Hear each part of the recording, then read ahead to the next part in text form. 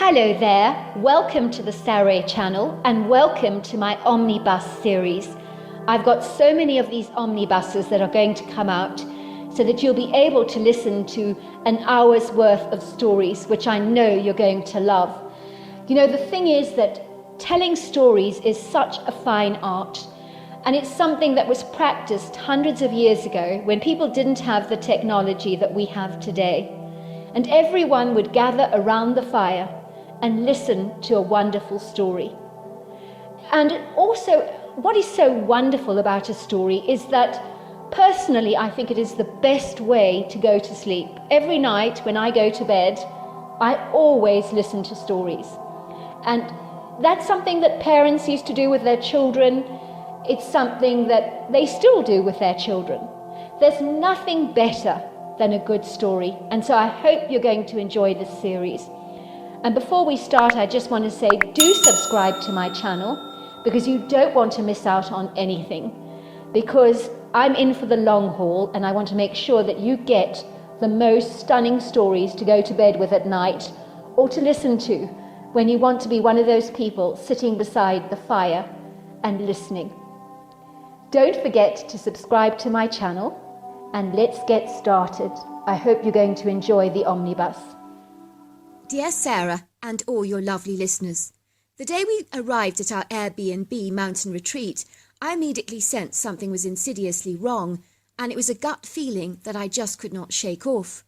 We were in a remote area surrounded by exquisite mountainous views of smoking blue statuesque mountains that rose up in the sky like imposing masterful pyramids, and the ever so delightful Swiss-style picturesque log cabin was flanked on one side by an exquisite forest of towering, majestic tall trees, and there was a silvery lake surrounded by a scattering of pretty evergreen Christmas trees, and its sparkling surface reflected the mountains and the trees like a shimmering mirror. This was the kind of view you would expect to find on the cover of a box of Swiss chocolates. So why, if I was surrounded by such idyllic, extraordinary beauty, did I feel this rising sense of foreboding and nausea that welled up in the back of my throat, with a very bitter aftertaste? I knew something was off, but I planted a positive smile on my face as I watched my husband remove our suitcases from the taxi cab and give the driver a very generous tip.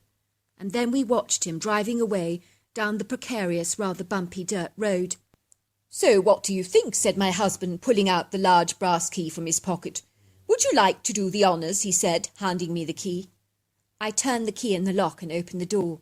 The cabin was so resplendently decorated with exquisite oakwood furnishings and comfortable, superbly upholstered couches, not to mention a state-of-the-art modern kitchen where no expense has been spared. And then, of course, there was an incredible bedroom, and when I say incredible, I mean incredible. The bedroom was utterly enchanting, with its own wraparound porch and sliding glass doors that extended out onto an outside patio. You would step out onto a really gorgeous wooden deck, with steps that led down into the yard. This deck was adorned with high-quality outside furnishings that overlooked the sensational panoramic mountainous views. Then there was sumptuously attired king-size bed, which was smartly dressed with the finest layers of crisp Egyptian white cotton bedding that was extravagantly sprinkled with pretty pink and red rose petals, and there was, of course, a bottle of champagne on ice in a bucket, not to mention a white towel that was shaped into a swan. It was like we were really being welcomed. "It's so beautiful," I said to my husband as he opened the champagne and poured me a glass of bubbling champagne, and we clinked our glasses together. "Happy 5th anniversary," said my husband, kissing me affectionately. "Thank you for making me a very happy man and putting up with all my nonsense." "What nonsense?" I teased. "I dunno," he said. "I suppose I can be preoccupied with my work sometimes and not give you the attention you deserve." Suddenly we heard a woman's voice calling out, "Hello there!" "That must be our landlady," said Finn, as we went in the hallway to greet her. I noticed that our landlady was a buxom woman in her early 60s, with long white hair tied back together in a rather messy pigtail. She also possessed a rather exposed, sun-damaged skin and very pretty blue eyes. "Welcome to America," said the lady. I'm Cynthia. I'm just popping around to check that you've settled in well and to wish you a very happy 5th anniversary." "Thank you very much," I said. "It's such a pleasure to meet you. This is my my husband Finn, and I'm Zara, and we live in the Utrecht in Holland, where everything is very flat, and so every anniversary we visit parts of the world with mountainous views. Last year we actually visited the Alps in Switzerland, because we're so enamoured and bedazzled by mountainous scenery like this. Do you realise how fortunate you are to be exposed to such idyllic beauty every day of your life? Oh, I know, it's beautiful here, said Cynthia. I wouldn't live anywhere else in the world, even if you paid me to. Now, she continued, I've stocked the fridge with all the food you ordered, but should you need anything else, don't hesitate to call me. I'm a phone call away. I just think I should warn you that it's an old cabin, so don't be surprised if you hear strange banging during the night. Also, remember not to go exploring during the night, as there are wild animals out there. But I do keep a supply of bear spray in the cupboard, should you actually need it. We have people here staying in these cabins from all over the world, you know, she boasted. Whereabouts in Holland did you say you're from? She asked again. Utrecht, I said. We live in an area known for its tree-lined canals, university and Christian monuments. It's a beautiful area, but everything is flat, so everyone just cycles absolutely everywhere. I know all about Holland, said the woman, tapping the end of her nose. And then she whispered something to my husband in his ears and giggled, and then retreated out of the cabin door and got back into her car and finally drove off. What on earth did she say to you? I asked, my husband curiously, that she clearly didn't want me to hear. She said, I know all about the red light district, but your secret is safe with me. I gasped in horror. Is that what people think of Holland? That we're one big blazing red light district? That's horrifying. Well, let's not kid, laughed my husband. Cynthia is a little eccentric. One thing that perturbed me, though, is why would she say that we must not be worried about banging at night, because this is an old cabin, when clearly it's not. I would say that this cabin is very, very new. It's only been recently built. It's incredibly new. Well, that's a bit extraordinary, I said. It's a rather peculiar thing to say. Before long, Finn and I were settling down in the cabin, and we soon decided to retire to bed early that evening, as we were both feeling rather tired, and I decided to read the visitor's book to Finn. Listen to this, I read to my husband. This is from a lady called Eva Johansson from Sweden. I really loved my stay at the cabin, but I kept seeing a strange face staring at me through the window at night. I think it was a bear, and they can be very inquisitive. So do keep your curtains drawn, unless you want to get the fright of your life, which I did. Word of warning, the house can be incredibly noisy because of the old pipes. So my advice to all visitors, do not be alarmed by the noise. Otherwise, I really enjoyed my stay. Wow, said my husband. They keep going on about the old pipes banging, but that's absolute nonsense. This place is new. There are no old pipes. Well, this is a comment from Carlotta Wagner from Austria, I continued. Very beautiful log cabin. Thanks for great hospitality, Cynthia. Just wanted to say that noises at night did bother me rather a lot. Something big was walking around our cabin. I assumed it was the bear that you were telling me about, but it was making these horrible grunting sounds that were very unsettling, and I do believe this bear was possibly making the banging sounds as well. I don't necessarily believe it's old pipes, because I did check your pipes and they look rather new. You should warn your guests, because it was really quite scary, and even my husband was freaking out, and he does not scare that easily. Just a word of advice, that's all, but had a fabulous time. Thanks so very much. Well, I'm not bothered about a bear loitering around the cabin at night, said my husband. Are you? No, I said. I rather like the idea of being visited by bears, although I do hope the critter will let us get some sleep. Listen to this, it's from Sasha Fisher, all the way from Germany. This is a quaint, charming, idyllic cabin, but there is something not right about this place. Sorry, Cynthia, but I had to say it. There is something menacing around your cabin that really made me feel distinctly unsettled. Maybe you should investigate the position of the cabin. Could it be built on an old Indian burial ground? I say that because there is something outer-worldly about this place, and during my stay I could never ever relax. I felt as if something was watching me. And in the woods, when my husband and I went walking, I believe we were being stalked. I always got the sense that something or someone didn't want us here. Also, as you pointed out, Cynthia, the old pipes in this place really give me the creeps and the heebie-jeebies. They made quite a lot of noise during the night, so it was very hard to get any sleep. Otherwise, a really enchanting cabin, and I did enjoy my stay. Many, many thanks. Wow, I said. Can you believe that? Is this Sasha lady suggesting that the place is haunted? Maybe, I said, or why would she be talking about an Indian burial ground? Do you think she saw something supernatural? Very possible, said my husband, although I've never been convinced by the supernatural myself. I've got to admit that as picture-perfect as this cabin is, there is definitely something airy about this place. I looked at my husband in shock. I felt it too the moment we came here. It was as if something wasn't quite right, I said. Well, we're here now, said my husband, and the views are breathtaking. Let's just make the best of our time here. I'm sure it'll be fine. Our first night in our cabin was so peaceful that Finn and I slept in really, really late, and were absolutely amazed to discover that we awoke at 12 o'clock in the afternoon, and so we decided to take it easy that day, and we thought we'd take a light afternoon walk in the woods, so that's exactly what we did. I must say the woods were quite enchanting, with towering mature trees consisting of sugar maples, American beech, eastern hemlock, yellow birch and northern red oak trees, and as we entered the forest we encountered some of the fattest-looking turkeys that I've ever seen, that have clearly never graced a Thanksgiving dinner plate before, and were not as jittery about our presence as you would have expected. Surprisingly, they didn't even scuttle away, but continued to peck at the ground very happily. I was pretty certain that no one ever hunted in these woods. We noticed some healthy-looking grouse, and the forest was literally full of the most captivating songbirds that sang the most delightful bird songs. We also encountered some rather timid white-tailed deer, but once again they did not scamper away when they saw us, but watched us very warily from a distance with a keen curiosity. As we ventured further in the woods, to our utter amazement, we encountered a very delightful pebbly stream that meandered through the woods with a furiously strong current. I immediately threw off my socks and shoes and paddled in the crisp clear water, and was eagerly joined by my husband Finn.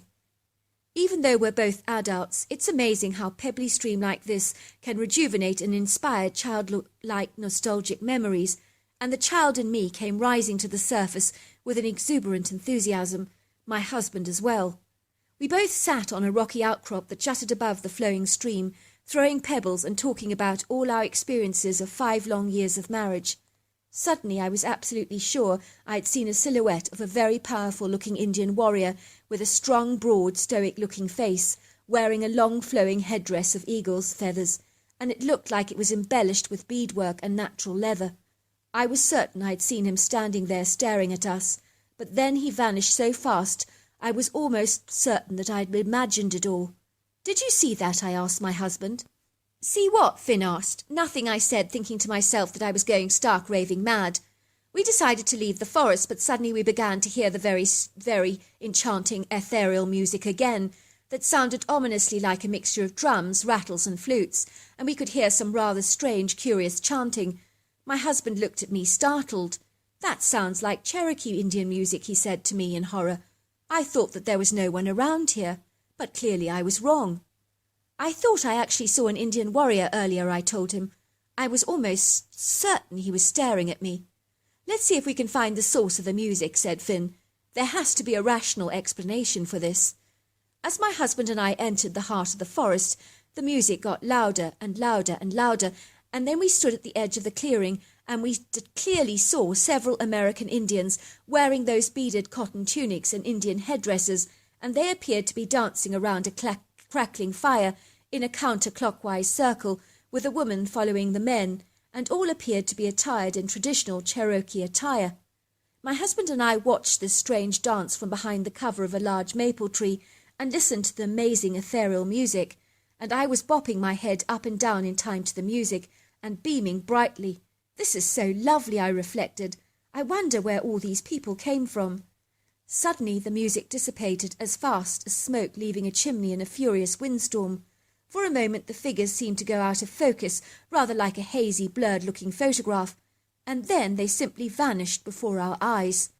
My husband and I literally stared at the clearing with eyes growing as wide as saucers, hardly daring to believe what we had just observed. "Did you see that?" I said in horror. "They vanished before our very eyes, but they were here. You did see them, didn't you?" Finn, who normally never believed in the paranormal, was looking at me with a befuddled, disorientated expression on his face. He looked as if I had just thrown a glass of icy cold water at him. "That didn't just happen," he said. "Tell me I was just seeing things." My husband walked over to the area where we had observed the crackling fire, and all we could see was some smoky ash rising in the air like a fine white smoke. When we touched it, we discovered that it was as cold as ice. "Feel that," said Finn. "It feels like an ice cube, and yet it's smoking like the embers of a dying fire." "This is nothing short of super weird," he said. "It's like we're in the Twilight Zone, or on an ambiguous reality with no rational explanation. I might understand an experience like this if we were hallucinating from magic mushrooms, but what we've just witnessed rarely transpired, and it's onerous to come to accept as reality because none of it makes any sense at all. This sort of stuff is meant for the movies, not for everyday life. What on earth just happened?" Our strange experience was so peculiarly odd, but my husband and I were so excited to have finally experienced something that was outer-worldly. But when you have an escapade like this, whatever your religious aspirations or orientation, you're certainly forced to conclude that energy does exist after death. Even Finn, who was a hardened cynic and a staunch atheist at the time, was forced to shift his perception of reality after he observed these Indians dancing in the woods, which was a struggle for him to even comprehend. That night when we returned to our cosy bed, we reflected on what we had seen, and before long we eventually fell fast asleep. I was awoken to the sound of banging pipes, and the rattling noise was so disturbing I was glad that Cynthia had warned us all about it, so that I wasn't so scared. The banging, pounding and hammering sound persisted for a long time, and yet Finn just remained fast asleep. He was dead to the world. He was always a deep sleeper, but sleeping through this disturbing noise seemed ridiculous to me. He must be rarely knocked out by the events of the day, I thought. I was in two minds whether to wake him up or not, and finally decided against it, because we were both very exhausted. I tiptoed to the window and immediately got a glimpse of the bear that appeared to be carrying a piece of timber in his hands and was standing on 2 feet. I love bears, so it was exciting to watch him, but I did determine that he was the guilty party that had been banging the cabin, creating that strange, booming, tumultuous commotion. He was the guilty party, I was certain of that. I remember being surprised at how big and nimble this bear actually was, and then I suddenly realized that bears do not have human-like hands, and just as I was contemplating this bizarre epiphany, the colossal creature turned around to face the cabin, and that was when I got an excellent view of him first-hand. And what I saw just blew my mind, because this critter is one that is certainly not documented by science by any manner of means. What on earth was it, I wondered? It was covered from head to toe with long grey hair, and it had overlong arms and of very burly proportions, and not to mention a very distinctive bullet-shaped head. I could definitely distinguish humanness in the creature, but he did also possess definite ape-like characteristics. I could not see the critter any more, because he was walking around the cabin, banging the wooden rafters very, very hard. I was not sure whether this critter was real or not. I know that sounds strange, but after having witnessed the apparitions of the Indians earlier, I was beginning to find it very difficult to distinguish between reality and fiction, what was real and what was not. I watched the creature gliding into the forest, and it looked like it was floating when it moved, which made me feel absolutely certain that I was observing a ghost of some kind. I do not know what overcame me, but I suddenly got this irrational urge to follow the critter. Cynthia had warned us about not venturing out at night, but maybe she knew about the paranormal occurrences in the wood and was terrified of scaring her guests half to death, because she didn't want such rumours to affect her bed and breakfast business, which was perfectly understandable in the circumstances. It was not something you would wish to advertise unless you were opening a haunted attraction, which was not the case in our circumstances. I grabbed a flashlight and followed the critter, but it had already disappeared into the wood, but I was no less determined to follow it. As I entered the wood, it was very, very airy, and it did not possess the same cheerful ambience that I had noticed earlier during the day. On the contrary, I could feel the silence of this dusky night, and it was so quiet that I could literally hear my own breath before my face. There were no sounds of the night at all that you would expect to hear, like the usual coyotes, owls, frogs, and crickets, which was exceedingly unsettling for me. Suddenly breaking the ghostly silence was the sound of ominous galloping hooves that were thundering towards me with a jet energy and power of the Derby horse race. It was utterly terrifying to sense this formidable energy thrashing towards me with such a force. Before I had a chance to retreat from the woods, I was suddenly standing yards away from the Indian warrior that I had observed earlier in the day. But this time I saw him. He was seated on the back of a huge, magnificent-looking black stallion. If you'd not known any better, you would definitely have believed that he was physically real. But the way the warrior and his horse were lit up was, I can assure you, not normal by any strength of the imagination. It was not of this world. It was like they were both bathed in a glowing, sparkling, white, supernatural light, one that I've never been able to explain. I was so transfixed that my mouth hung open and my eyes grew as wide as saucers. In that moment I was so beguiled and bedazzled and amazed by what I was observing that my fear was suppressed by this heightened feeling of awe and wonder. Was I really seeing this, or was I hallucinating, I wondered. Finally the Indian warrior spoke, and his voice sounded like rushing water. It was powerful, imposing, and commanding in its narration. "Sister," he said to me, "you need to leave this place now. This is the burial ground of the Tsal Kalu and all his descendants. He will be sending the winds of fire to burn down your cabin now. He has sounded the warnings to your kin on numerous occasions, but no one has heeded them. His patience has been lost, and his frustration risen to greatness. We cannot protect you if you do not heed my warning." Suddenly he turned around and galloped through the forest and was gone. I turned around and walked back towards the cabin, and that was when I saw the monstrous humanoid ape-like critter that I had followed into the forest in the first place. His back was now facing me, and he was only 100 yards ahead of me, moving stealthily towards the cabin, with a large piece of fiery timber in his huge hands. It was clear what this creature's motivation was. He was planning to burn down our cabin. I immediately ran as fast as I could to the far side of the cabin, and my anxiety levels literally hit the roof. I was shaking from terror and running like an inebriated drunk, as my fear had seemingly caused the wiring in my brain to disconnect with its physical pathways.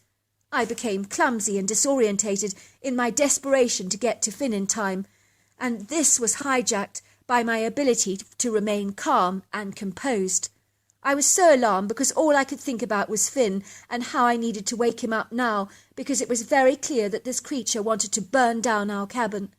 The creature was heading towards the front side of the cabin and was lighting up the timber beams, which was absolutely amazing because wooden cabins tend to have much more fire resistance to normal homes. But our cabin was lighting up like a Christmas tree, and very fast.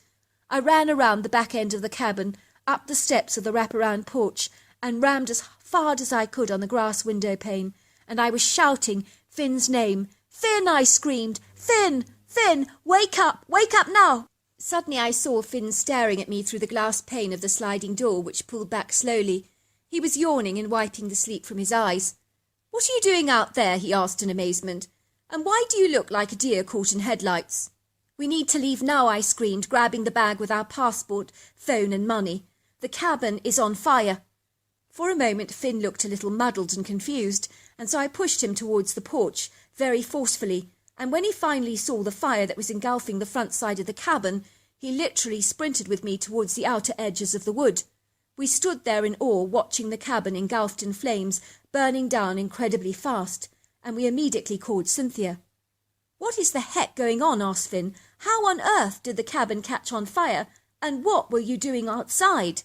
"Finn," I said, "if I understood what was going on, I would tell you, but I cannot explain anything that has happened since we've been here. It's all very anomalous to me." Cynthia soon arrived. There she was, in her dressing gown and slippers, and struggling out of her car, and then she came bolting towards us. "Do you know what's happened?" she asked. I shook my head.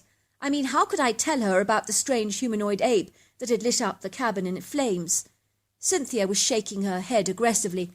"I don't understand it," she said. "This is the 4th time this cabin has burnt to the ground. It keeps happening over and over again. Even the fire investigator doesn't know how these timber beams burn down so fast. It's all very odd. If I didn't know any better, I would think it was done on purpose, but the previous fires appear to have no sign of accelerant used, so something very bizarre is going on." I looked at Cynthia very kindly and took her lovingly in my arms to comfort her. I could tell she was terribly upset, and who could blame her? "Something tells me, Cynthia," I said, "that maybe you shouldn't build a cabin here. Every one of them seems to be burnt down. It seems to me that the earth is trying to tell you something. Perhaps it's not happy with it being here. Maybe it's sacred land." "Well, this was formerly a Cherokee Indian settlement," said Cynthia. "I'd never thought of the ground being sacred before, but it might explain some of the anomalies my guests have experienced in the cabins." Fast forward a few weeks. The good news was that Cynthia was able to transfer us to another cabin in a different area, so Finn and I got to enjoy the rest of our anniversary, but we did have to buy a brand new wardrobe of clothes, and we had a wonderful time in America. When I arrived back to Holland and researched some family history, I was amazed to discover that my great-great-grandfather was American Cherokee Indian. Looking back on everything that transpired, I think the apparition of the Cherokee Indian warrior knew I was of Cherokee lineage, which was why he was watching over me like a guardian of some kind, and was why he referred to me as sister. I was also to discover that the critter I observed was in fact a Bigfoot that the Cherokee call Terkali, which is another word for Cherokee devil. When I returned to Holland, I researched everything online, and living in this part of the world, I had naturally never heard of Bigfoot before, but I now know that that is what I saw that night. Naturally, at first I thought the critter was a ghost because he moved with such a seamless, flawless grace that he looked like he was literally floating. I think the reason the critter kept burning down all the log cabins that Cynthia invariably built was because she was building the cabins on the burial ground of the Cherokee devil's descendants, and I believe he didn't want a cabin built over the graves of his forefathers. I do realise, of course, how lucky Finn and I to be alive, because we could have been burnt to death in that cabin.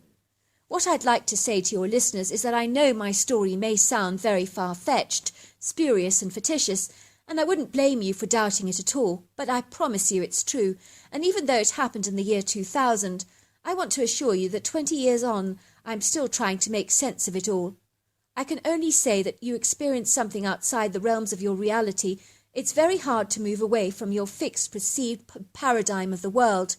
Even all these years later, I have to ask myself, did I really see that? Or was it my imagination? It's such a struggle to accept, and no one finds it a greater challenge to accept than Finn, of course, as you can imagine. So there you are. That's my story. Dear Sarah and all your lovely listeners, my name is Crystal, and my Bigfoot encounter happened about 10 long years ago in 2010, when I was about 16 years old at the time. I was born and raised in Sacramento, California, and growing up I had a very privileged lifestyle. My parents were both exceedingly wealthy, and we lived in a refurbished 1940-style home with an abundance of charm and character. Curtis Park is an established neighbourhood with a rich, flamboyant history and is close to delicious eateries, delis and diners, and of course Gunther's, my favourite ice cream parlour. Our neighbourhood is full of unique, beautiful houses with majestic tall trees, large pavements and mowed lawns, as well as paved walkways. We also have Curtis Park itself, which is a magnificent park that runs through the neighbourhood, where my brother Justin adores kicking around a ball with his friends. The individualistic homes in our area possess their own unique charm and personality, and I think we have a great life living in this part of the world, where it's cheaper than Los Angeles, which has to be a good thing. Growing up, I had a very high standard of living, and I even attended one of Sacramento's finest schools, and you would possibly believe that I was a very spoilt kid that wanted for absolutely nothing, but you would be very wrong. On the contrary, unlike other reasonably well-off kids whose parents gave them copious amounts of money to splash out on anything their hearts desired, I, on the other hand, worked very hard for all my pocket money, which I would only earn if I washed cars, cleaned windows, and engaged in other chores around the home. You see, both my parents never came from money. but I grew up in very impoverished homes where money was always incredibly tight. My father grew up in a household where he was the youngest of 4 siblings, with a mother who worked full-time as a hotel cleaner, but her low meagre income meant that there were times when food supplies dwindled. My father remembers almost living on wartime rations and often just eating bread, milk and sugar to curtail those hunger cravings. Even today he'll eat bread, milk and sugar on occasion because it brings back childhood nostalgic memories. He grew up in a single-parent home whose father abandoned the family a month after he was born. One day my father returned home from school only to discover his mother in pieces on the floor. This is what he actually told me. I came home to see my mother curled up on the kitchen floor, lying in a fetal position. I noticed her eyes were so red from crying, and I could see that she was incredibly sad. I remember my little 7-year-old body cuddling up to her and asking her what was wrong. I recall her telling me that she didn't know how she was going to afford to pay the next month's rent. When I went to school the very next day, I told the teacher that I wanted to raise money and a collection for someone I knew who could not afford to pay their rent. I didn't tell the teacher, of course, that it was my mother. I remember the teacher thought it was a marvellous idea, and as kids we were encouraged in finding innovative ways to raise money for my mother. Some kids sold lemonade on the side of the road, and we even had a jumble sale and a very successful school fete. The teacher gave me the proceeds from our fundraising to give to the mysterious lady, who was obviously my mother. And my mother was over the moon with the money, and she was so thrilled that she actually wrote a letter to our class to thank them for the money that they'd raised for her. No one knew it was my mother, of course, but I think the teacher may have had an inkling because she gave me a very big knowing wink. In my mother's letter, she expressed her extreme appreciation and gratitude with all the kids in our class for their selfless generosity and their hard work in raising money for her. The kids were thrilled and over the moon with my mother's letter, and it took pride of place on the classroom wall, an avid reminder of the selfless work that we had done together as a team that literally changed all our lives immeasurably. After that incident, the kids at my school were always thinking of ingenious ways to raise money for those less fortunate than themselves. My father told me from that moment on he knew he wanted to make a huge difference in people's lives when he grew up, but he never knew what that would be. So that was my father's story, and he told me from a very young age he was absolutely determined that he was going to make enough money to lift his family out of poverty, which is exactly what he did.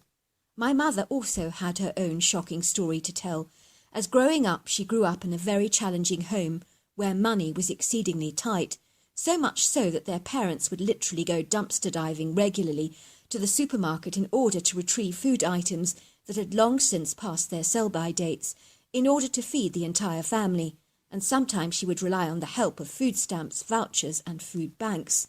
My parents' commendable rags-to-riches story invariably meant that they were quite simply not your quintessential average middle-class couple, as they both came from very humble roots indeed. My dad is an aspiring plastic surgeon, and my mother a brilliant, well-renowned gynecologist. As you have probably guessed, my father is not your regular plastic surgeon, appealing to the aesthetic demands of men and women looking for a nip here or a tuck there. He's a phenomenal, outstanding reconstructive surgeon who literally gives people their lives back by performing challenging surgery on burn, gunshot, war victims, as well as the victims of devastating car wrecks, where in many cases he has to literally reconstruct the entire face and rebuild it all together again from scratch, much like Lego blocks, in order for the individual concerned to live a very normal life. Naturally, it's usually an intensive process for the patient, as it requires extensive and multiple surgeries, and is not a job for the faint-hearted by any manner of means. It never fails to amaze me what they can actually do these days with the advances in modern medicine. So now you can see why my parents didn't want me to grow up self-centered and spoilt, with an attitude of self-entitlement, and that was why I was expected to work for every last penny of my pocket money. My parents wanted me to respect money and not to be frivolous with it like my rich friends, who sometimes spent money on the most outrageously silly things just because they could. I did unfortunately get to see how sometimes living with a great deal of wealth can actually make a person become invariably disconnected to the very real struggles that many people face when they live from one paycheck to the next. I could rarely see why Marie Antoinette, who was the Queen of France during the French Revolution, when informed that the peasants were starving and didn't have enough bread to eat, was reported to have said, "Well, let them eat cake." The people at the time were reported to have been absolutely furious because cake was a luxury food item, but Marie Antoinette had absolutely no comprehension of what struggle was like, as she always ingratiated herself in the finer things in life, surrounding herself with the extravagant excesses of a wealthy queen, never once considering the desperation of her impoverished people. Growing up, I was exceedingly lucky if I even had $500 in my savings account, which is very significant in regards to the story that I'm about to share with you and your listeners that ultimately led to my extraordinary encounter with the hairy man himself. One day I recall, it must have been a Tuesday evening or so, I was driving my mother's white BMW to the local pizzeria, as I'd recently got my driving licence and I wanted to pick up a pizza for my dinner as I was starved because I hadn't eaten all day. I noticed as I exited the pizzeria that there was a homeless man in the doorway covered in layers of bedraggled holy blankets. I remember glancing at him very briefly and wondering if I should give him a piece of my pizza, but I decided against it because it might make things a little awkward. As I got into my mother's fabulously smart white BMW, I noticed the homeless man was suddenly tapping furiously at my car window and indicating for me to wind my window down so he could speak with me. In truth, I just wanted to drive off and ignore the man because there was something insidious about him that was giving me the creeps. The bedraggled, helpless-looking vagrant had a sign in his hand saying "homeless and hungry." I rolled down my window, feeling a large sense of empathy for the man, and I was almost impelled to give him my whole pizza. But before I could even act on my laurels, the next thing I knew was that I was having a gun thrust in my face and being ordered to open the car door. The man then climbed into the seat next to me and ordered me to drive the car, and gave me directions as to where I was to drive. I cannot describe the fear that I felt in that moment. I wanted to think quickly about what to do to get out of this precarious scenario, but when a gun is being thrust into your face, I promise you, it's like your thoughts become very cloudy and you cannot think straight. Truly, I felt like I was playing a part in a Hollywood blockbuster because everything became so surreal for me. I remember thinking, is this really happening to me? My heart was thumping loudly in my chest, and I could feel it's in vibration. That's how strong my heartbeat was. My hands were also clammy with sweat, and I was almost losing my grip on the steering wheel because they were so wet, and I could feel the nausea rising in the back of my throat, and it tasted as bitter as bile. I observed the man through my peripheral vision and noticed that he had removed all his dishevelled rags, which was clearly a disguise because underneath he was wearing a very respectable suit, which indicated to me that he was far from homeless. I would say he was in his early 30s, with short brown hair and hazel brown eyes, with a rather attractive-looking baby face that had a very strong smell of alcohol on his breath, and he did seem a little tipsy because he was beginning to slur his words. "Where are we going?" I asked him. "You're taking me to the cash point, and you're going to draw me out as much cash as you can for me. I want to see the code you use on your card." "I don't have much money," I informed him. "Come on," he slurred. "You drive a BMW. Of course you're rich." "I promise you, I have no money. This is my mother's BMW. It's not my car." The man began to eat my pizza with one hand and pointed his gun at my head with the other. Finally, we pulled up towards a very quiet cash point where sadly there wasn't a solitary soul in sight. "I'm going to put my arms around you as we approach the cash point so that we look like a couple. If you do anything stupid, you're dead." So there I was at the cash point, tapping in my code very reluctantly and drawing everything I possibly could out of my account. I felt like I was on autopilot, like a robot just doing everything I could to appease this horrible man. I sensed he was volatile and that it wouldn't take much to rile him up. When the man saw how little money I had in my account, he almost did a double take as if he couldn't believe what he was seeing. "You've got to be kidding me," he said. "No bloody way. Are you telling me you only have $500 in your entire account, and you're driving a BMW? I thought you'd be rich," he said, shaking his head furiously. When we got back to my car, The man snatched the cash from me and stuffed it in his pocket, mad as hell, and he began to hit the dashboard very violently. "My bloody luck, to pick someone with so little money," he said, looking at me with an aggrieved, outraged expression on his face. To my horror, he became increasingly incensed and mad as a hatter. "You can have the car," I said, "if you let me go home. You can drop me anywhere. I'll be fine." "What am I going to do with a bloody car?" he said, "if I need cash in hand right now?" I sat there quietly, wondering what on earth I should say. I knew I had to tread very carefully, because this man was manic and very, very unstable. As I began to drive, terror gripped my entire being with an impending sense of doom, and I had an awful haunting feeling that things were not going to end well. The young man was waving the gun around precariously with his fingers on the trigger, and he was so wobbly and uncoordinated I was almost certain he would pull the trigger accidentally. It was weird because I initially thought he was a drunk because of his alcoholic breath, but I think he may have actually been a drug addict as well, because his bloodshot eyes were almost glazed over and his hands were suddenly shaking violently, which made me think that the drug that he was taking was wearing off. "Drive," he screamed. "Drive now." I was disappointed that I had a full tank of petrol, as well as an extra supply in the back of the boot. At this rate, I could end up driving to Timbuktu and back. This wasn't a joke. After a long, harrowing, terrifying and tumultuous hour of having a gun rammed in my head, he was guiding me down this very bumpy dirt road that was causing the car to jolt and rattle as pebbles beat precariously against the bonnet.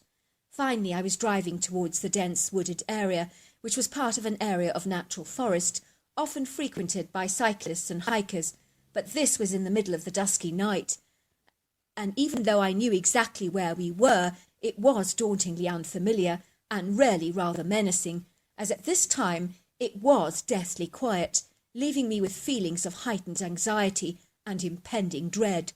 What was he going to do to me, I wondered in horror. Would it be worth the risk of running away now, or should I try and talk him around? I tried weighing the options around in my head, but none of them seemed to make any sense, and I wondered if they would lead to a good outcome. I was stumped, and the incessant anxiety was pulverizing my mind into cotton wool, so I just couldn't think straight. I switched the engine off as we parked the car. "What's wrong with you?" I asked, looking at the man, who was beginning to shake very violently. "Are you taking drugs?" "Are you being cocky?" he sniggered. "Of course I'm on bloody drugs. Why do you think I need the cash?" "What are you going to do with me?" I asked. "Please don't hurt me. I promise you I won't tell anybody what you did." "Huh, that's what they all say. I was in prison once because the bloody woman picked me up in a line-up. You think I'm ever going to take this risk again? I'm not stupid." When he said that, I knew he was going to kill me, and I could feel this powerful revelation blasting and surging through every fibre of my being like an explosive atomic bomb that literally caused my entire body to start shaking uncontrollably, and I was literally wetting myself. Could this really be happening to me, I wondered, and was this crazy man going to blow out my brains over a measly $500? I noticed that the man was becoming more spaced out and irrational, and there is no telling what you're prepared to do when you're off your head like this. At this point, I knew my options were literally running out, and so I hastily opened my car door and sprinted as fast as I could into the woods. All the while, this man began racing after me and firing several rounds at me, but I tried to dodge the bullets as best I could. But there are no words on this earth to describe to you the level of fear that gripped me in those moments. The one thing I remember was how loud those shots were. The noise was deafening, and even when I was running, it actually made me jump. I tried not to run in a straight line, and I'm only grateful that he did not have a steady hand, because he missed me a few times when he fired out those bullets, until suddenly I felt this heat rip through my body, and that was when I realized I had been well and truly shot in the arm, but I kept running and I didn't stop. I began to feel weakened by the gunshots as blood began pouring from my arm, which I began to grip very tightly as I was losing a great deal of blood, and I wanted to do everything I could to stop the bleeding. At this stage, It was getting very, very frightening because I began to feel suddenly incredibly lightheaded and very, very woozy, and my arm felt as light as a feather. I knew that that wasn't a good sign. Finally, the man caught up with me, and so I put some of the blood that was coming from my arm area around my head so that it looked as if he'd actually got a shot in the head, and then I fell down purposely in a heap and lay there playing dead as if I'd been hit by one of his bullets. It was hard to lie there because he could so easily offload the rest of the bullets into my body, but honestly, I was not strong enough to run anymore. I have never ever played dead before, so I'm not sure how you're supposed to act, but I thought he was convinced by my clever act, but then suddenly I could feel the icy cold barrel of the gun against my head, and I froze in terror. Oh my God, no, please, no, please. I was telling myself in my head. I was so terrified, but I still managed to play as if I was deceased, and I don't know how I did it. I was fully aware that this half-crazed man was shooting me in the head, and for a moment time stood very still, and every second was like a lifetime. I suddenly heard him pulling back the trigger, and I truly thought it was over, and I squeezed my eyes very tightly, waiting for death to ensue. But to my absolute amazement, the rifle had literally run out of bullets, because when he pulled back the trigger, it just started to click. Then there was another click, and another click, and another click, and I heard him say, "Damn!" Then he gave my head a huge whack with the back of his rifle, just to make sure he'd finished off the job. For a moment, everything went completely black for me, and I kept slipping in and out of consciousness, and that was all that I remember. On one occasion when I woke up for a few minutes, or it could have been a few seconds, you never know in these circumstances because you're so out of sorts, I kept begging God to send me an angel to rescue me. I was certain that I was going to die out here in the forest, and I simply couldn't get up because the blow to my head had completely disorientated me, and I was foggy and very dizzy. I remember stirring as I was suddenly awoken to the strange chattering sound, which was unlike anything I've ever heard before, and it sounded like it was coming from a radio, at least I thought it was. I was so disorientated and confused, and I tried to open my eyes, but all I could see was a hazy, fuzzy blur. But as my eyes began to focus more clearly, I looked up to see these two huge black bodies looking down on me with very concerned look in their faces. My first thought was, "Oh my God, it's Bigfoot!" I was so shocked I was beginning to believe I must be dreaming. I was excited, confused, and amazed, all at the very same time. There were these creatures, one was a female and the other a male, and when they saw me come out of my dazed state, they became quite animated, and they were talking backwards and forwards to each other, and I know that they were discussing me. I realised to my surprise that I was no longer in the woods, but on some kind of a dirt road, and it seemed like the two Bigfoot were watching over me protectively and waiting for something, but what or who I couldn't even imagine. I had heard so many terrible things about Bigfoots before, being a dangerous, violent predator, but these two creatures were like gentle giants who were warm and kind, and they were definitely watching over me.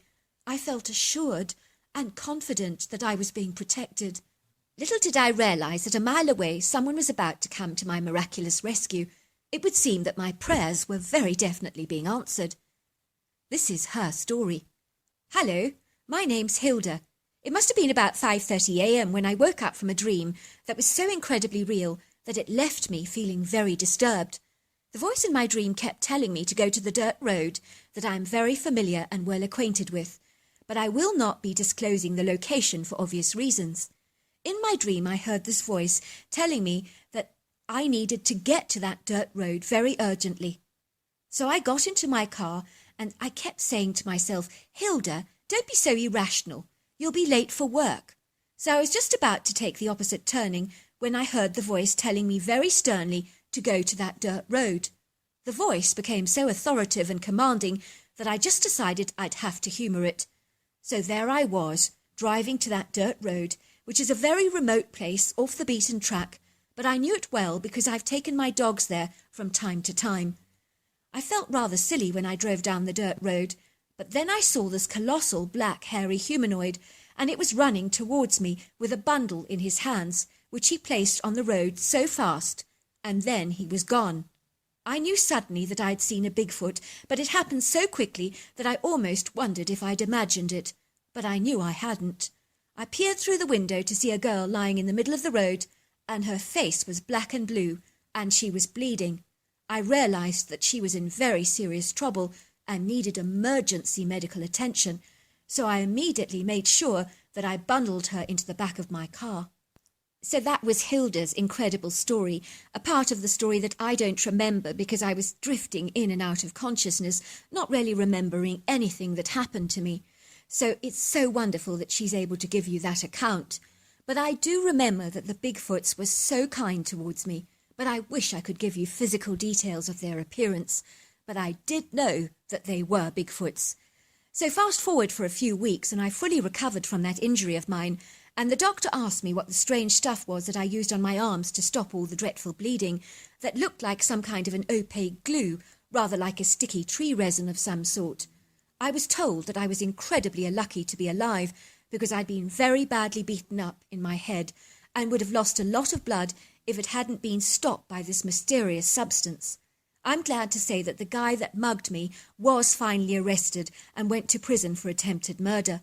I gather he even shot his mum once because he wanted drug money, so he was a notoriously unstable character. I think the drugs had really desensitized him. I wish I could give you intricate details about the Bigfoots, as I told you, but really, I have nothing to tell you about them other than that they were colossal, thick, burly, tall and hairy, with cone-shaped heads, and I do remember incredibly beautiful eyes. I am truly grateful to this anonymous forum to be able to share my story with you and your listeners, because I wouldn't be telling it otherwise, because it is a very personal account that happened to me. And I'm so grateful that the Bigfoots were my heroes and saved my life. And it's very difficult for me to have a bad word to say about the hairy critters, because I do know that there are people out there who think so badly of them. But my experience with them was life-saving. They literally saved my life. So how can I ever think badly of them? My mother did actually go back to the woods to leave a huge basket of Californian fruit for the creatures, and I'm so glad she did. So there you are. That's my story. Well, I just want to say, Crystal, thank you so very much for sharing that incredible, phenomenal and unbelievable story with us. Everybody will be so grateful that you did. And all I can say, Crystal, is you are incredibly brave and incredibly courageous the way you acted through that whole ordeal. And especially when you had that gun pulled up to your head like that and played dead, even though you knew that you might actually have your brain shot out. But you still remain very still, which may have also played a huge part in saving your life, I believe. But isn't it incredible how even when the man pulled the trigger, it clicked and clicked and clicked? That was a miracle in itself, even though he did bludgeon you with the back of his rifle. But luckily, you survived, thanks to those incredible Bigfoot.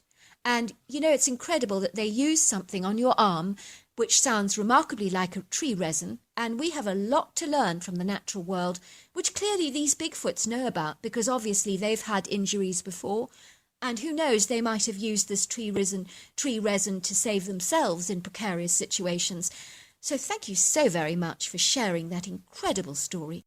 Dear Sarah, and all your lovely listeners, my name is Bernard, although most people call me Ben, and I grew up in a small rural town in North America where everybody knows each other, and it is for this reason that I'd like to keep the area where I reside a mystery, in case someone I know is listening and this personal story pops out of the bag like a proverbial jack-in-the-box and becomes angredized or something. I promise you the last thing I want is to be the centre of gossip in my small town. It's not a nice feeling to have people whispering about you and pointing behind your back. Even when they do not make it obvious to you, you can rarely sense when you're the subject of gossip, as everybody becomes incredibly quiet when you enter a shop or something. And then you know without a shadow of a doubt that moments earlier they were actually gossiping about you. It happened to our family once when my overweight mother suddenly lost a ton of weight and looked so drawn, pale and emaciated.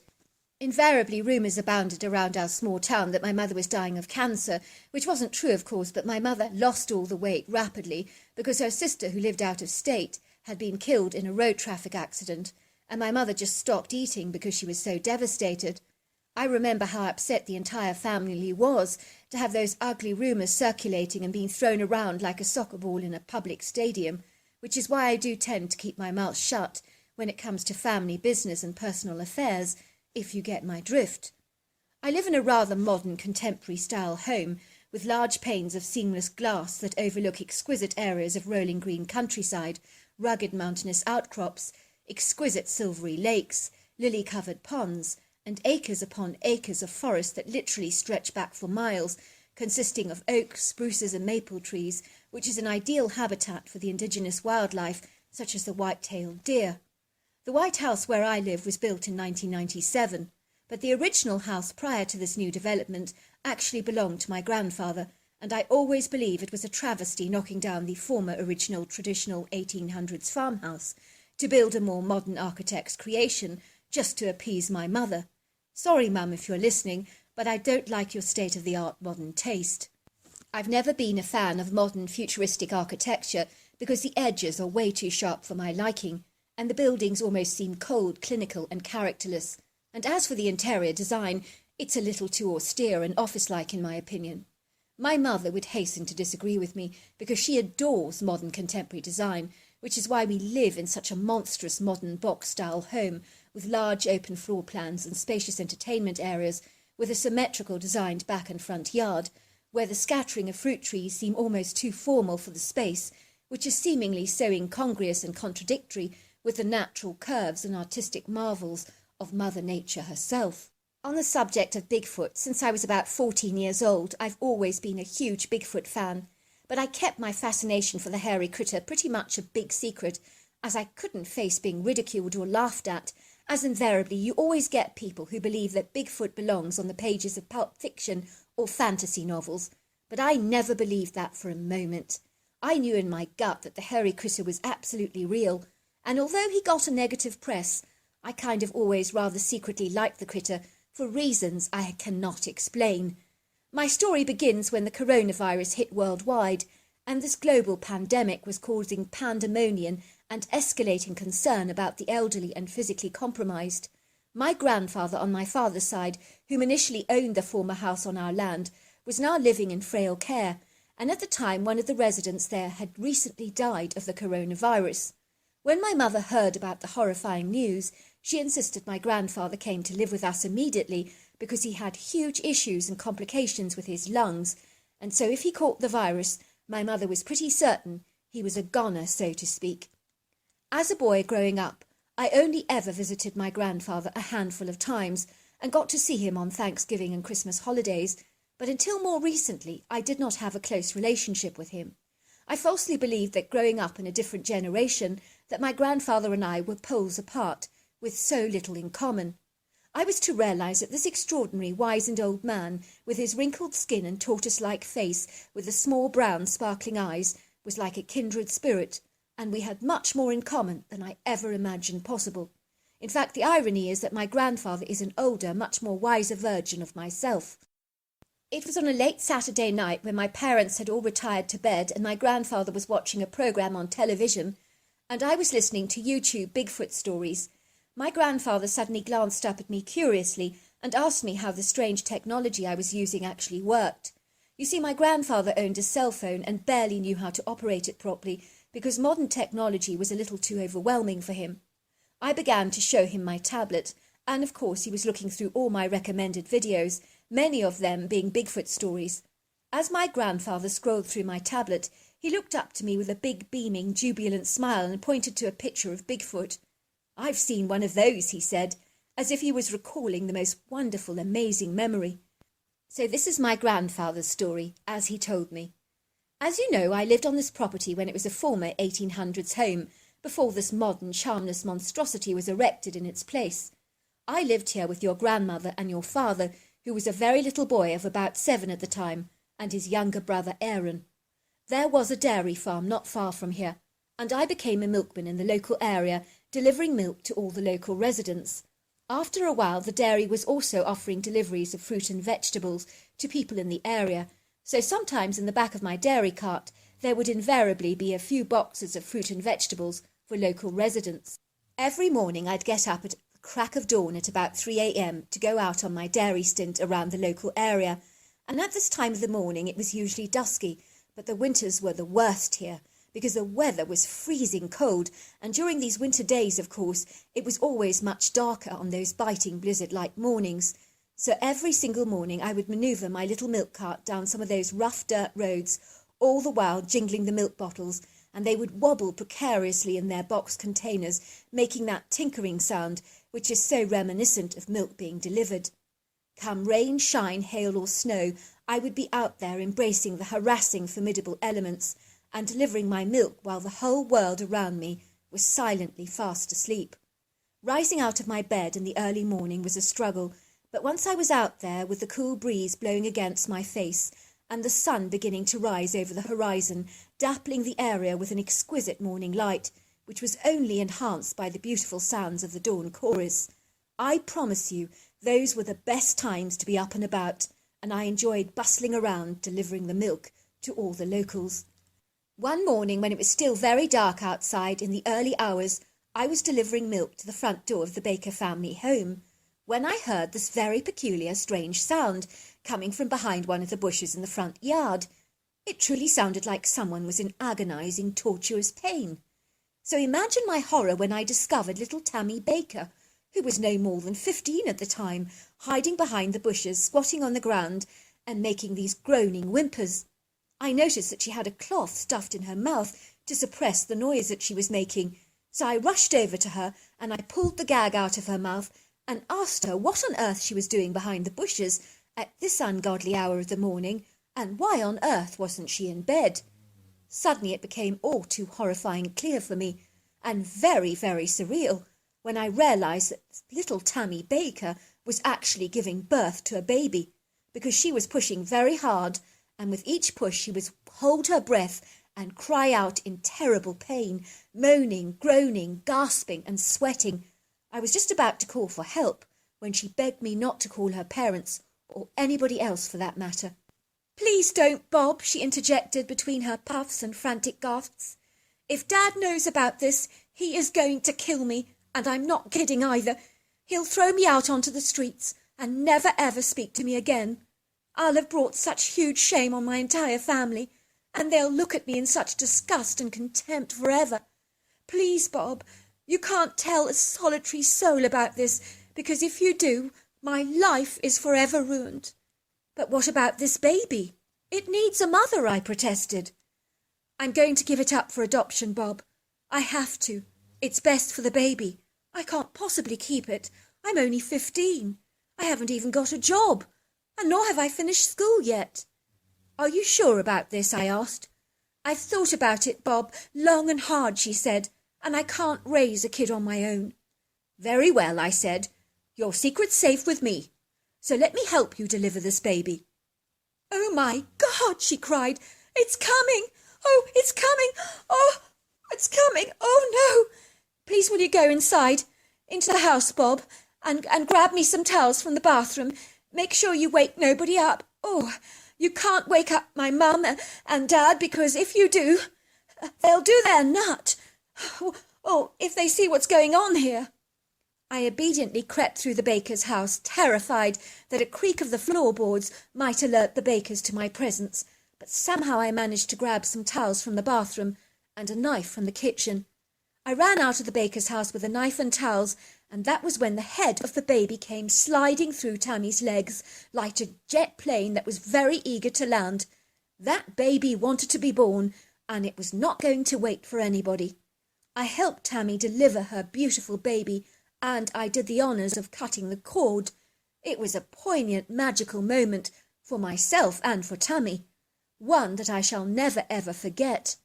I felt incredibly privileged and honoured to share in this spectacular, intimate moment with her. I obediently crept through the baker's house, terrified that a creak of the floorboards might alert the bakers to my presence, but I managed to grab some towels from the bathroom and a knife from the kitchen.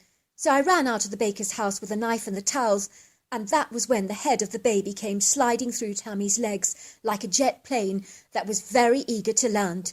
The baby wanted to be born, and it wasn't going to wait for anyone. I helped Tammy deliver her beautiful baby, and I cut the cord. It was a poignant, magical moment for myself and Tammy, one I will never forget. I felt privileged and honoured to share in this spectacular, intimate moment with her, especially behind the bush in the yard. I immediately wrapped the beautiful baby in a towel and patted its back hard so that it let out a loud cry. I was so terrified that the cry would wake up the neighbourhood, but luckily no one stirred. I wiped down the baby and handed it back to Tammy, who was bobbing it up and down in her arms and smiling jubilantly. You couldn't wipe the smile off her face, she looked so delighted. "Oh, he's so beautiful," she gasped. "Oh, isn't he beautiful? I so wish I could keep him, but it's not remotely conceivable. I'm way too young to have a baby." I remember I persuaded Tammy to come home with me, and I woke up your grandmother, who has a nursing background, so she knew what needed to be done. She was in her absolute element, bustling around like a clucking mother hen, attending to Tammy's every single need, washing towels and clothes for her, giving her a long soak in a hot bath, and looking after the baby. Your grandmother took care of the baby for Tammy until she was 100% certain that she wanted to put it up for adoption, and then we helped her with the adoption process without her parents ever finding out. Do you really think the parents would have disowned her? Oh, I'm afraid I do. They were very strict, no-nonsense kind of family, and in those days having a baby out of wedlock was very highly frowned upon. Mr. Baker came from a very staunch Irish Catholic background, and he would have been incensed about the birth, and who knows what he would have done. So I'm glad we kept the whole thing secret for Tammy's sake, I must say. How did she manage to hide her pregnancy from her parents? I mean, surely she was showing by then. Well, I imagine she was, but Tammy was very good at dressing in loose clothes if she needed to, so I imagine that's what she did. Did Tammy ever get to see her beautiful baby again? Well, it was actually a very charming story, because Tammy was able to visit her son very regularly while he was growing up, as the adopted family wanted Tammy involved in their son's life. She even became his godmother. It's very unusual for this to happen, but the parents wanted their son to know their other mother, so things worked out exceedingly well. Later on, Tammy went on to have 3 children all of her own, but never lost touch with her beautiful boy, who grew up to be a very fine young man. I gather he was to become a fabulous food critic, writing up about restaurants and so forth all over North America. Wow, what an incredible story, Grandpa! Well, your grandmother played an instrumental role in ensuring things worked out for Tammy, which they did, because imagine if the parents had got involved, things would have turned out really terrible. What about your Bigfoot encounter, I asked. What happened there? Well, sometimes when I was delivering milk, I almost always sensed that I was being stalked, and I felt pretty certain that something or someone was actually watching me, but what I couldn't imagine. Every time I turned around, there was nothing there, and so obviously I thought I was going stark raving mad. Was I imagining this? At the time I was delivering fruit and vegetables to some of the locals, and I kept getting complaints that they were not getting their full quota of fruit and vegetables, which became a huge mystery to me. I packed the boxes myself, so I knew that I'd included everything that they'd ordered, so I was actually rather befuddled as to what on earth was going on. People would be missing bags of grapes, bunches of bananas, peaches and fruit that I swore I'd packed, and I couldn't make any sense of it at all. I felt very muddled and confused. I knew that somewhere on my milk round that someone must be pilferaging the fruit order, and so I decided to set up a trap by putting bunches of bananas in a bag with a cat bell attached to it, so that when the perpetrator took the bananas, I would be alerted to the presence of the jingling bell. You see, it was so dark in the mornings, anyone could have raided the vegetable boxes without my knowing about it by stealthily sneaking up to my cart when my back was turned, and it would seem that the thief was a master at not being detected, but who on earth it was, I couldn't imagine at the time. So the very next day, as I was doing my milk rounds, I heard the jingle of the bell, and I immediately lit up the area with my torch, and I nearly dropped my torch in total horror, because I couldn't believe what I was actually seeing. "I take it, Grandpa, you saw Bigfoot," I giggled. "Boy, you must have been freaked out. I wish I'd been there to see your face." "You would be right about that, but at the time I had no idea what it was. All I could think to myself is, what the heck is that? I remember it didn't look like it liked the torchlight at all, and for a moment we just stood staring blankly at each other, hardly daring to believe what we were seeing. I really think the critter was more surprised to have been caught out by me. I think these critters really know how to slip into the shadows and remain undetected, so I think he was pretty surprised to get caught like that." "What did he look like, Grandpa?" "Well, at a guess I would say this thing was about 8 foot tall, 700 pounds, possibly about 4 foot wide, maybe more or less, was covered in long brown red hair. I do remember thinking that this creature was very giant-like, and it was built like a truck. It was solid, sturdy, burly, and exceedingly strong and powerful. I could see that in an instant. It had very long arms, hectically big shoulders, and a cone-shaped head. It was human and yet not human, and it was ape and yet not ape, if you get my drift." "Wow! Was it aggressive, Grandpa?" "No, funnily enough, not at all. Just very surprised to have been observed, I think, by me. It was also a little bit impressed, I think, that I caught it out," chuckled my grandfather. "I don't know why, but I sensed that. It seemed to have a sense of humour, because I could swear it was having a chuckle to himself. I could be wrong, of course, but that's what I sensed." After the critter turned around, and the way he moved, it was with such a seamless grace. You should have seen it. He was so fast, and he was so agile and so athletic and lofty and majestic. Oh, my word, I was in total awe watching this thing moving back into the woods. I've never seen anything like it before. I was just absolutely gobsmacked. I would bring a box of fruit for the critter every single day, and I would just leave the box in the middle of the road, piled with bananas and fruit of every kind, and I would do this every day without fail. And this creature, he would dash into the middle of the road and grab the box, and then he was gone, and he always knew that I'd left it for him. Sometimes it would leave me strange presents from the earth, like feathers and stones and stuff like that, and then he would put them into the road and point to them, and then he was gone. It was wonderful. I just loved seeing him every single morning. He was the highlight of my day. One day it actually brought a sweet little Bigfoot to come and get the fruit with him. The little critter was about 3 foot tall, and it dived into the bananas at once with huge exuberant enthusiasm and gusto, eating them with the skin and still intact. I remember it watched me with these wide, curious, inquisitive eyes because it was so fascinated by me.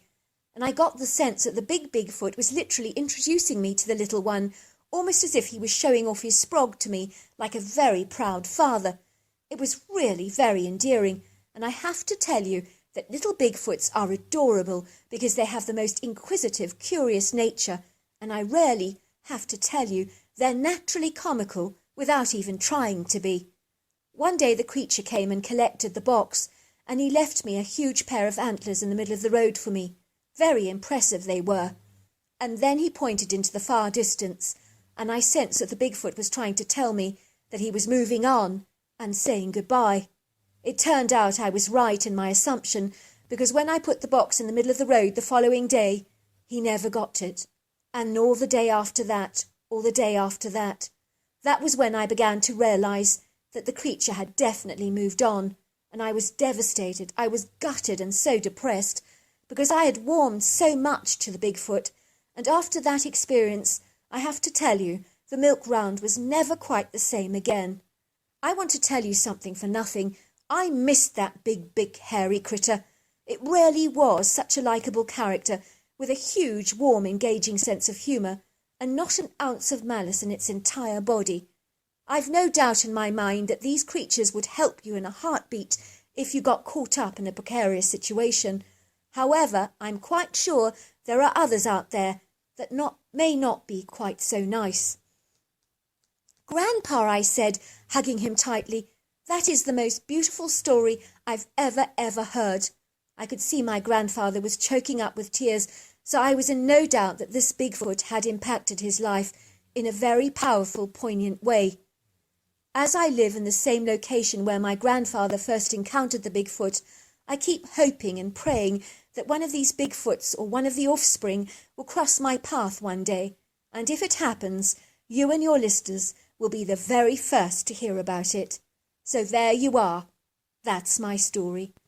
Well, I have to say, Bernard, you're going to have to tell your grandfather that I am so thrilled to have, heard this incredible story. And thank you so very much for sharing it with us, because it really was quite a beautiful story. And I do love the way the Bigfoot actually stole the fruit from the back of the milk cart. And what a great idea, putting a cat bell on the bananas so that you caught the creature, who was clearly very impressed to be caught by humans, because they probably think they have the last laugh with us. They think they're too clever to get caught by us. So when they do, they find it very, very surprising. But another thing that just blew my mind was your story about, the poor young girl, Tammy Baker, giving birth behind a bush. And that you helped her and that your wife helped her, and you managed to keep this a secret from the parents of Tammy Baker, who would have taken it very, very badly if they had discovered that their 15-year-old daughter had given birth, which is terribly sad because they never got to know their grandson. But, that's what it was like in those days. And I actually heard a story from someone once who told me that they had a friend who was, this was in England, and this friend was in Ireland, and her parents were very, very strict in those days. I think it must have been in the early 80s or something, I was told that the story happened. And apparently this girl was so terrified of her parents because they were so strict. And, she was literally terrified. So she literally made an excuse and literally took the ferry over to England and got a legal abortion, because she was she knew her life wouldn't be worth living if, they found out about the pregnancy. So I don't know if you know of any stories like that, because definitely if you do, I'm sure our listeners would love to hear them. Dear Sarah and all your lovely listeners, my name is Jamie, and I grew up in Denver, Colorado, known as the Mile High City, which has earned an amazing reputation over the years for the 70 breweries that produce the very best craft beers that you've ever tasted in your entire life, without sounding remotely biased, of course. My boyfriend Niall strongly recommends the Imperial Stout Dark Beer from the Hog's Head. So if you're ever in Denver and you enjoy dark beer, this is invariably the choice for you. We are known for our meticulously clean city, low unemployment levels, and let's not forget really amazing food. And for pizza lovers out there, you should try Denver's deep dish, because their pizzas are absolutely brilliant. One word of warning though, if you're watching your weight, grab those loose-fitting clothes, because you'll never be able to resist the sumptuous food on offer in our part of the world. As you can imagine, I grew up surrounded by the most exquisite, ravishing mountainous views, crisp fresh air, and totally breathtaking scenery. If you look to the west, you can see the exquisite statuesque mountains of Mount Evans and Grace Peak. And if you glance towards the east, you'll observe Kansas and Nebraska. We are lucky to live in this part of the world because although it gets hot, it is a dry heat which is so much more bearable with low humidity. So yes, Denver is a very great place to live. And if you like outdoor adventures and pursuits, it'll tick all the boxes for you. I grew up in a very charming residential neighbourhood of West Highlands, where I was raised in a beautiful, elegant, quintessential Victorian home with my father and mother and my two brothers Eugene and Peter. And as the children of parents working in the medical field, invariably the subjects discussed over the dinner table were always associated with the medical profession. My dad worked as a local doctor and my mother worked as a mortician's assistant, dealing with post-mortems after death. And some of the stories she would invariably tell us, especially about mysterious cases and unusual deaths, would leave me completely spellbound. It was hardly surprising as children that we all naturally gravitated toward the medical profession as our careers after we left school. And even as a little girl growing up, I would dress up in a nurse's outfit and play nursey with a plastic kid's stethoscope and thermometer, and I would go around the house telling everybody that I had made them so very much better, and they had been at death's door, of course. I suppose it was inevitable that I would end up in the medical profession myself, and I chose to become a private nurse, dealing with the death and dying and terminally ill patients, and not for a moment have I ever regretted that decision, as you might expect. So many people ask me here in Denver, why in the world would you become a nurse for the terminally ill? Surely you must get very depressed dealing with the dying, but the reverse is most certainly true. I find dealing with people facing the winter of their lives to be a very great privilege and a huge honour to be bestowed upon me, because dying is indeed a very intimate, personal journey for the patient. In truth, the dying have taught me how to appreciate life and to grab it with both hands, and they've also shown me the value of human relationships and the priceless gift of love. In my job, I work with patients in their home environment, administering drugs like morphine to help with pain management, and some of them even smoke cannabis, as it's legal here in Colorado, to help with pain issues. I also attend to their daily needs, as well as reading and talking to them so that they are never truly alone on their journey. Another aspect of my job involves reassuring family members and helping them emotionally deal with this tumultuous time that they are invariably going through, when heightened emotions are exceedingly raw and moods are turbulent. My story begins when I decided to take on a full-time job with a man living in a cabin in the woods in Aspen in Colorado, which is a gloriously beautiful place to live. It is situated in a remote portion of the Rocky Mountains and is known for its gloriously powdery slopes, quaking aspen trees, and thriving ski resorts, not to mention the all-year-round recreational activities. The summers here are warm and the winters freezing, with tons of snow. And when this area is carpeted with snow, it looks like a dreamy winter wonderland. It is so magnificent, and I just love it when the bristlecone pine trees are literally caked in fresh snow.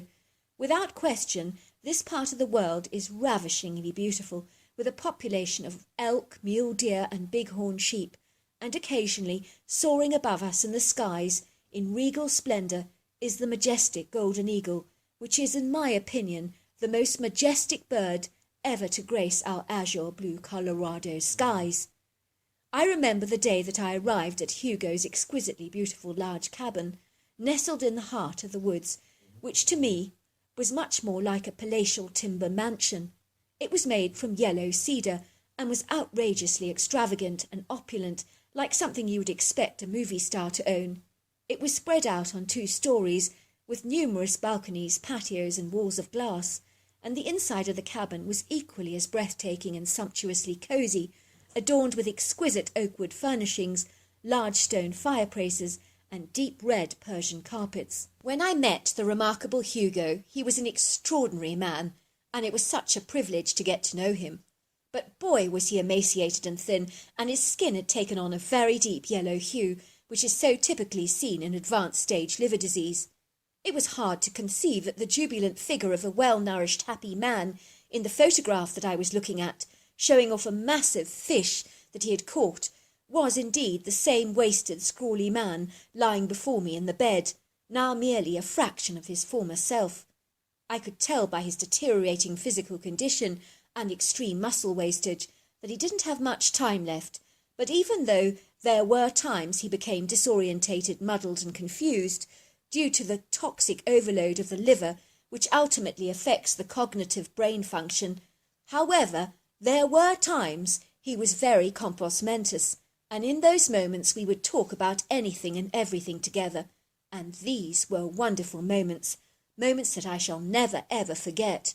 As I've worked with the terminally ill for so long, I never pussyfoot around about the subject of death, because I find my patients want to talk about the subject, but are often afraid to talk about it with their family and friends, so they always delight in the fact that I talk about death as easily as I talk about the weather outside, and that invariably is a massive relief to them.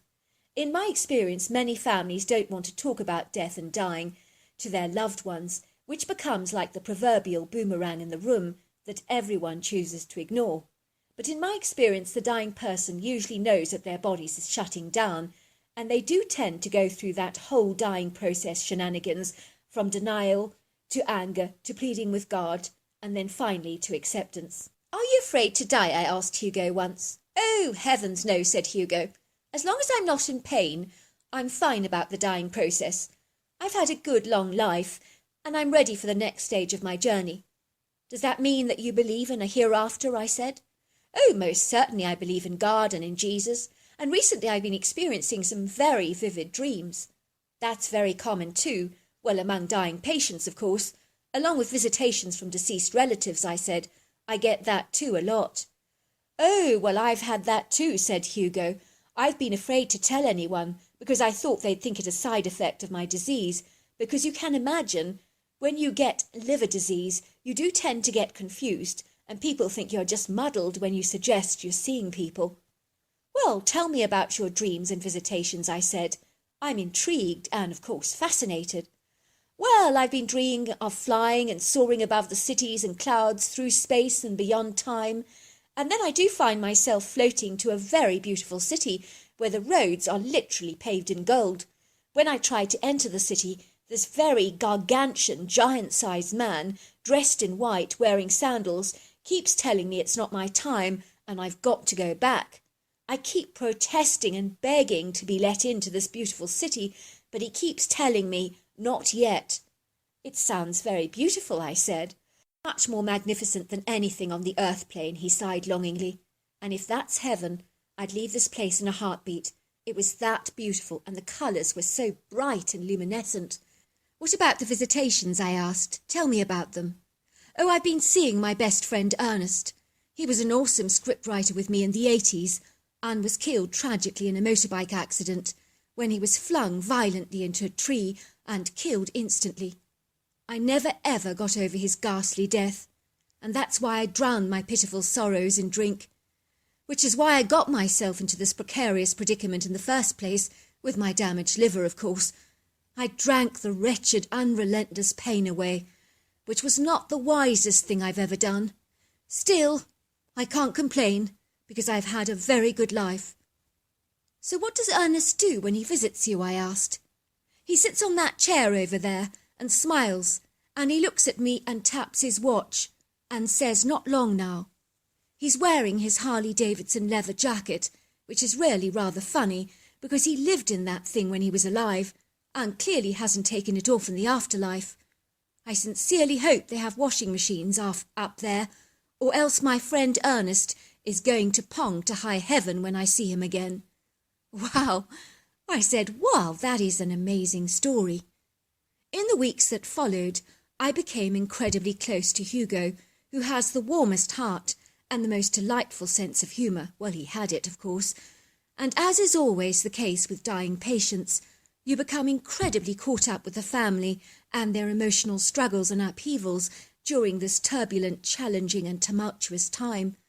And he had a very wonderful, charming family that was so engaged with Hugo and wanted to be very involved in the dying process with him, and to say their final goodbyes when the time invariably came. Luckily, the process of dying, with its so many stages, can invariably prepare the family for the road ahead, which is why so often the sudden unexpected deaths are the worst of all to deal with for loved ones who are left behind. So sometimes a slower death like Hugo's can in fact be a very huge gift. One day when I was accessing YouTube on my Samsung tablet while Hugo was sleeping, and I was listening to a series on Bigfoot encounters, because I've always been a huge Bigfoot fan and have been mercilessly teased as a result by my entire family, who seem to believe that my fascination with the hairy critter borders on the insane. I thought I would play it for Hugo to listen to as a change from my usual routine of playing background music for him to listen to. Suddenly Hugo opened his eyes very wide, and as he listened to the encounter, he sat up and smiled, and his eyes grew very wide. "That's not an encounter," he said, remarking about the video that I was actually listening to. "That's just hearsay. Did he see it, or didn't he? Was it a black bear, or was it just a shadow? What was it that crossed his path?" I remember my heart just sank when Hugo was speaking like this. Was he going to ridicule me, like the rest of my entire family, by insisting that Bigfoot was a fictitious creature and that I was completely bonkers for actually believing in him? "Now that's not an encounter," continued Hugo. "Not like the Bigfoot encounter I had as a boy. Now that's an encounter." "You saw Bigfoot," I gasped. You saw Bigfoot?" "I most certainly did," said Hugo. "Would you like me to tell you about it?" My eyes sparkled with exuberant enthusiasm. "Like I said? Are you kidding? I'd love it." So this was Hugo's story, which I'm about to share with you now. One day when I was about 12 years old, I was playing in the woods with my brother Donovan near our home, which is something I did every single day after school. We adored the woods because it was alive with the most gorgeous birdsong, all kinds of deer, and indigenous wildlife as well. My brother and I befriended a squirrel there, whom had become so tame he would literally run up and down our shoulders and eat out of our hands. We called him Chips, and every time we went into the woods, we would feed him peanuts. We were amazed by how tame Chips was, because all the other squirrels kept a safe distance. But one squirrel, watching our encounter with Chips, suddenly became intrigued, and seeing that Chips could attain immense amounts of peanuts from us, realised that he was missing out enormously. So he overcame his shyness, and soon we had 2 squirrels eating out of our hands. We called the other squirrel Pip. One day as we were feeding the squirrels, we heard this thunderous noise and amazing commotion, and it really seemed like something very big, like an army tank, was speeding through the woods at one heck of a speed. Now, squirrels are very timid, reticent creatures at the very best of times, and yet both Chip and Pip were not at all frightened off by the noise, although the other squirrels invariably were, which seems strangely familiar to them. Donovan and I were petrified by this noise because we hadn't heard anything like it before, but things were about to get a whole lot more frightening for us, because bolting through the woods and standing only yards away from us was the biggest creature that the 2 of us had ever seen. "What did he look like?" I asked, growing very excited. "Well, he was awesome," said Hugo. "Words cannot describe the powerful presence that this creature exuded. The energy of this creature was unlike anything I've ever encountered before. He was very big, but his presence was even bigger. He was so masterful and impressive, and very definitely an apex predator. I was in awe and in terror at the very same time. You see, this critter was not something that I knew even existed in America at the time, and the size of this thing boggles the mind. I mean, it was enormous, and for a 12-year-old boy, I was already quite tall, nearing 6 foot, but this thing made me feel pathetically tiny and inconspicuous. He was gargantuan. "How big do you think it actually was?" I asked. "Well, I'd say he was over 10 foot tall. He was about 1,000 pounds, maybe more, maybe less, 5 feet wide, built like an army tank, and very, very stocky and muscular. He was covered with long dark hair that had a very lovely shine and an auburn tint to it. I'd say he had the typical Bigfoot characteristics that are described today, like the typical cone-shaped head, the massive shoulders, huge feet and hands, and overlong arms." "Did you think he looked more human-like or ape-like?" "That's a very good question. I'm not altogether sure, because he definitely had human-like characteristics, but he also had ape-like characteristics, and I can't really discern which was which, but he had an amalgamation of both, if you get my drift." "What happened next?" I asked. The critter looked very shocked to see us, and when I say shocked, I mean it looked very shocked, as if his cover had finally been blown. He wasn't happy to be spotted by us at all. I sensed that at once. He stood there just goggling at us in a stupefied silence, and for a moment between all of us there was just this long silence. And then a very peculiar thing happened that broke the silence. Chip literally went racing over from us to the big critter and dashed up his body like a great big tree trunk and started nibbling at the Bigfoot's mouth. The Bigfoot immediately popped an acorn in its mouth, sticking it out like a large tongue so that Chip could nibble away at it, and that is exactly what it did. And I realised in horror that the critter was the very reason that Chip was so tame, and it had the magic touch, had absolutely nothing to do with us, as I'd vainly so falsely believed. You see, Chip and this critter were really, really bonded, much more so than with us. I could see that all too clearly now. It was incredible. But aren't Bigfoots supposed to eat squirrels? I said. Well, I'm sure they do, but it would seem that Chip had an extraordinary relationship with the critter, which I guess would make him the exception to the rule. Unless, of course, the Bigfoot chose not to eat squirrels altogether. Did the Bigfoot not mind that you were actually watching him feed Chip? No, funny enough, I don't think he minded at all. After a while, he began to relax, because you see, he saw that Chip had befriended us as well, and was darting from us to the Bigfoot, from us back to the Bigfoot again. So, like squirrels go from one tree to the next, rather like that. It suddenly made us seem much more amenable to him. I got the impression that he hadn't particularly warmed to humans in the past before. Well, maybe one of his family members had had a bad experience with a hunter, I suggested. Good thought, said Hugo. I hadn't thought of that. Anyway, my brother Jonathan stepped forward to hand the Bigfoot some peanuts to feed Chip. But the Bigfoot snatched the peanuts and poured them down his throat and ate the whole lot. Now, that was not a small amount of peanuts that he guzzled in 1 second, let me tell you. You mean he just poured them all down his throat in one serving? Oh, yes, chuckled Hugo. It was quite a sight, let me tell you. The Bigfoot then pointed to the packet and then put on a very sad expression on his face, and we all cracked up laughing because he was incredibly comical, and we could tell he was enjoying our laughter. He knew we were laughing at him. After that, he would pull all kinds of contorted expressions for us that were so hysterical that my brother and I were always wetting ourselves. My mother was thinking that we had a serious problem with bladder control, because invariably we would return home with saturated pants, laughing ourselves senseless, because that critter was hilariously funny. And when my mother would ask us what was wrong with us, we would be reminded of the critter's hilarious expressions, and we would laugh all the more, and we just couldn't stop. I remember hearing my mother tell my dad that she was extremely worried about our pant-wetting problem that was happening on a daily basis, and she thought we had a serious physical problem with our bladder. My father told her that there were bigger things to worry about than the state of our bladders. For a long time we'd meet up with the squirrel and the Bigfoot, because now the Bigfoot knew we were bringing him peanuts. He was always around, and also he enjoyed the audience that we gave him when we laughed at him so much. He was so comical and so funny, and I just think the relationship with all of us just grew. We all became very fond of each other. We gave him chips and bags of grapes and, peanuts all the time, and it was fantastic.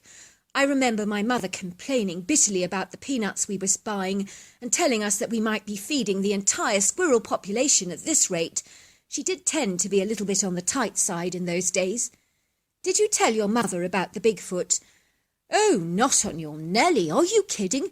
My mother was a no-nonsense math teacher. She'd never have believed us in the first place.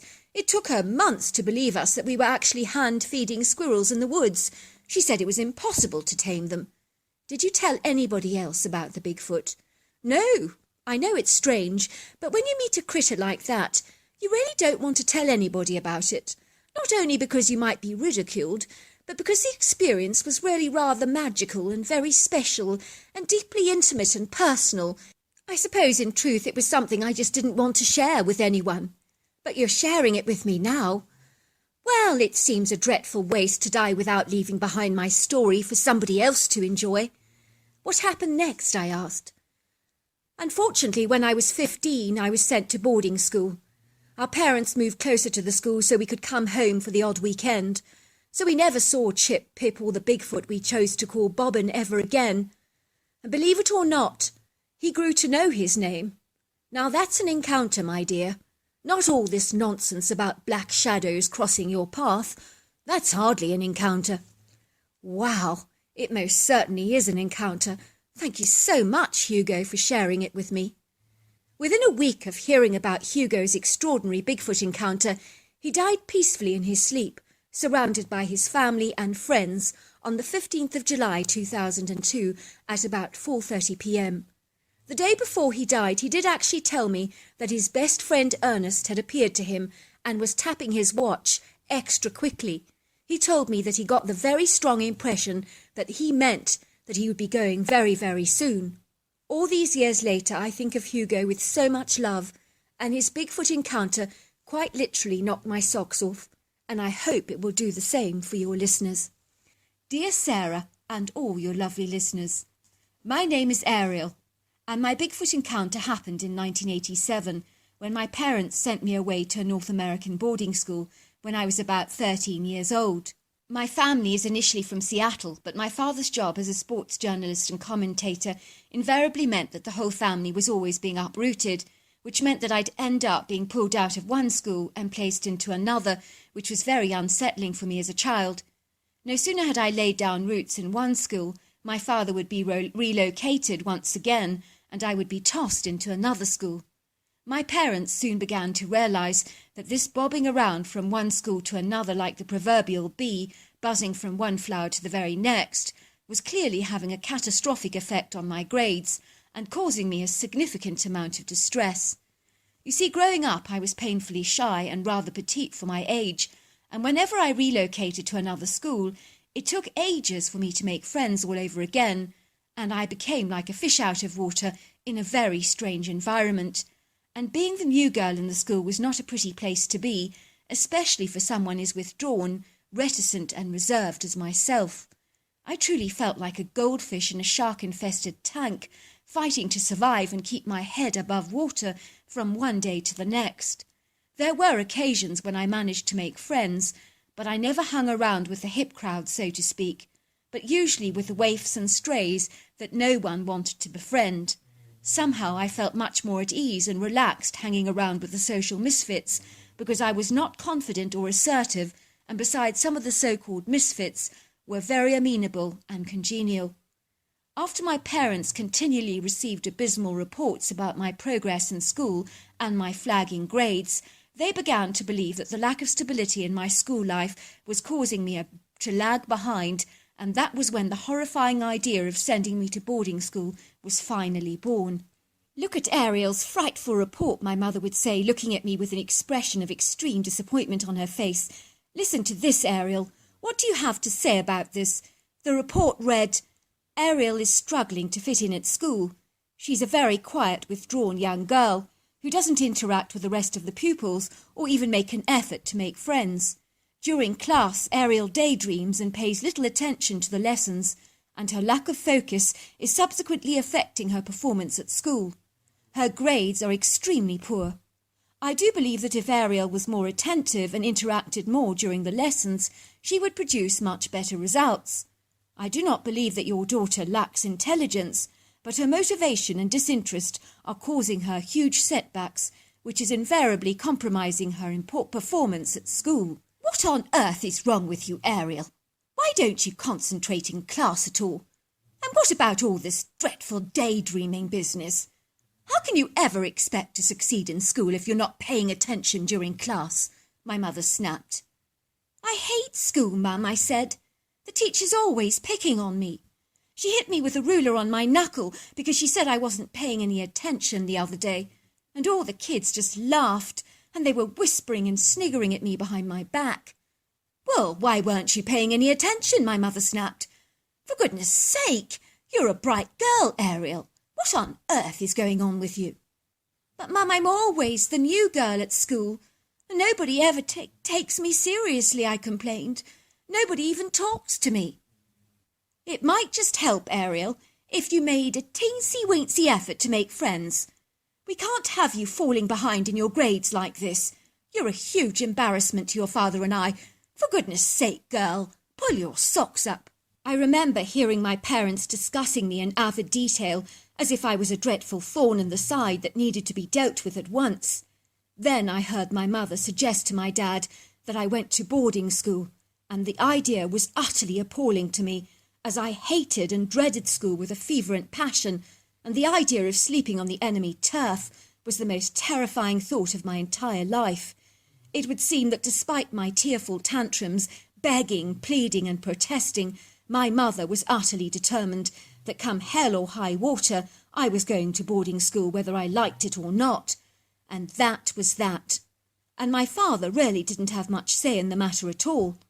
I remember he looked at me and said, "Ariel, you know what your mother's like. I have no say in the matter. If I had my way, you would stay at home. But you know who rules the roost in this household. It's always your mother." "But, Dad," I protested, "you also have a say in the matter. Why do you let Mum always have her way?" "Because what's best is best, my dear. You know what your mother's like. When you're in a tiger's cage, you don't provoke the animal, or you might just be torn to shreds." "Mum," I begged, "please let me stay at home. I promise I'll work so much harder from now on." "You brought this on yourself, Ariel, dear," my mother told me. "If it wasn't for your bad performance in school, we wouldn't be sending you to boarding school in the first place. Hopefully a bit of tough love with the matrons will bring out the best in your character." Growing up, I really loathed my mother, and I adored my father. The only problem with my dad was that he would always do whatever my mother wanted to appease her. You see, my mother was such a difficult, convoluted woman, and even my grandmother once told me many years later that she always believed my mother would end up having multiple divorces because she was such a taxing and tough person to live with. Certainly, as a child growing up, my mother's constant belittling and badgering of me was doing very little to engender any warm feelings of love towards her in my young heart, and now I began to despise her with all my being, and all the more now that she was insisting upon me being sent to boarding school. Fast forward a couple of weeks, and I was now in boarding school, hating and loathing every single minute of it, as you can imagine, and I was beginning to be bullied by the girls at school, who clearly thought I was backward and benighted because I was quiet as a church mouse, never saying a single word to anyone. I remember feeling so utterly hopeless and alone in this desolate, solitary world, and I longed to be at home with my loving dad. But I never missed my mother, not for a single moment. The girls at the school I was attending were from wealthy, very privileged backgrounds, and were spoilt, coddled and belligerent, with nasty attitude of self-entitlement and inverted snobbery. They would incessantly talk about boys and clothes and shoes, and they tirelessly made fun of me and bullied me relentlessly. My fragile confidence was shattered like a fine piece of crystal glass, and my self-esteem plunged to great depths of despair, and things were becoming progressively worse as the bullying persisted. I was beginning to believe everything I was being told about myself. I was worthless and inadequate in every way, and my existence on this earth was a dreadful, dreadful mistake, because no one could ever want me, nor could anybody ever love me. I was all alone in the world, and there wasn't a solitary soul out there that could possibly care for me. Well, that's what those nasty girls tried to drill in me day and night, and I'm glad I didn't allow that to affect me. On reflection, I'm glad I was not living during the days of social media, because it's so much easier today for someone to tear you apart, limb from limb, which literally is the most vindictive thing you could possibly do, just at the press of a button. It boggles the mind that bullying still goes on today, but it's so much easier now than it was back then. So I really find that my heart goes out to people in that situation. I remember there was one girl called Lisa Bucker, and I still remember her surname all these years later, and she had long blonde hair that was so long that it fell down to her waist. I remember she had these cold, heartless blue eyes that stared at me with an intense hatred and revulsion, almost like I was the dog scat on her shoe. Lisa was the most popular girl in the class, and the leader of the wolf pack, so to speak, in the school, and she tore me at my self-esteem like a ravenous vulture, ravaging me from limb to limb, and delighting in every moment of it.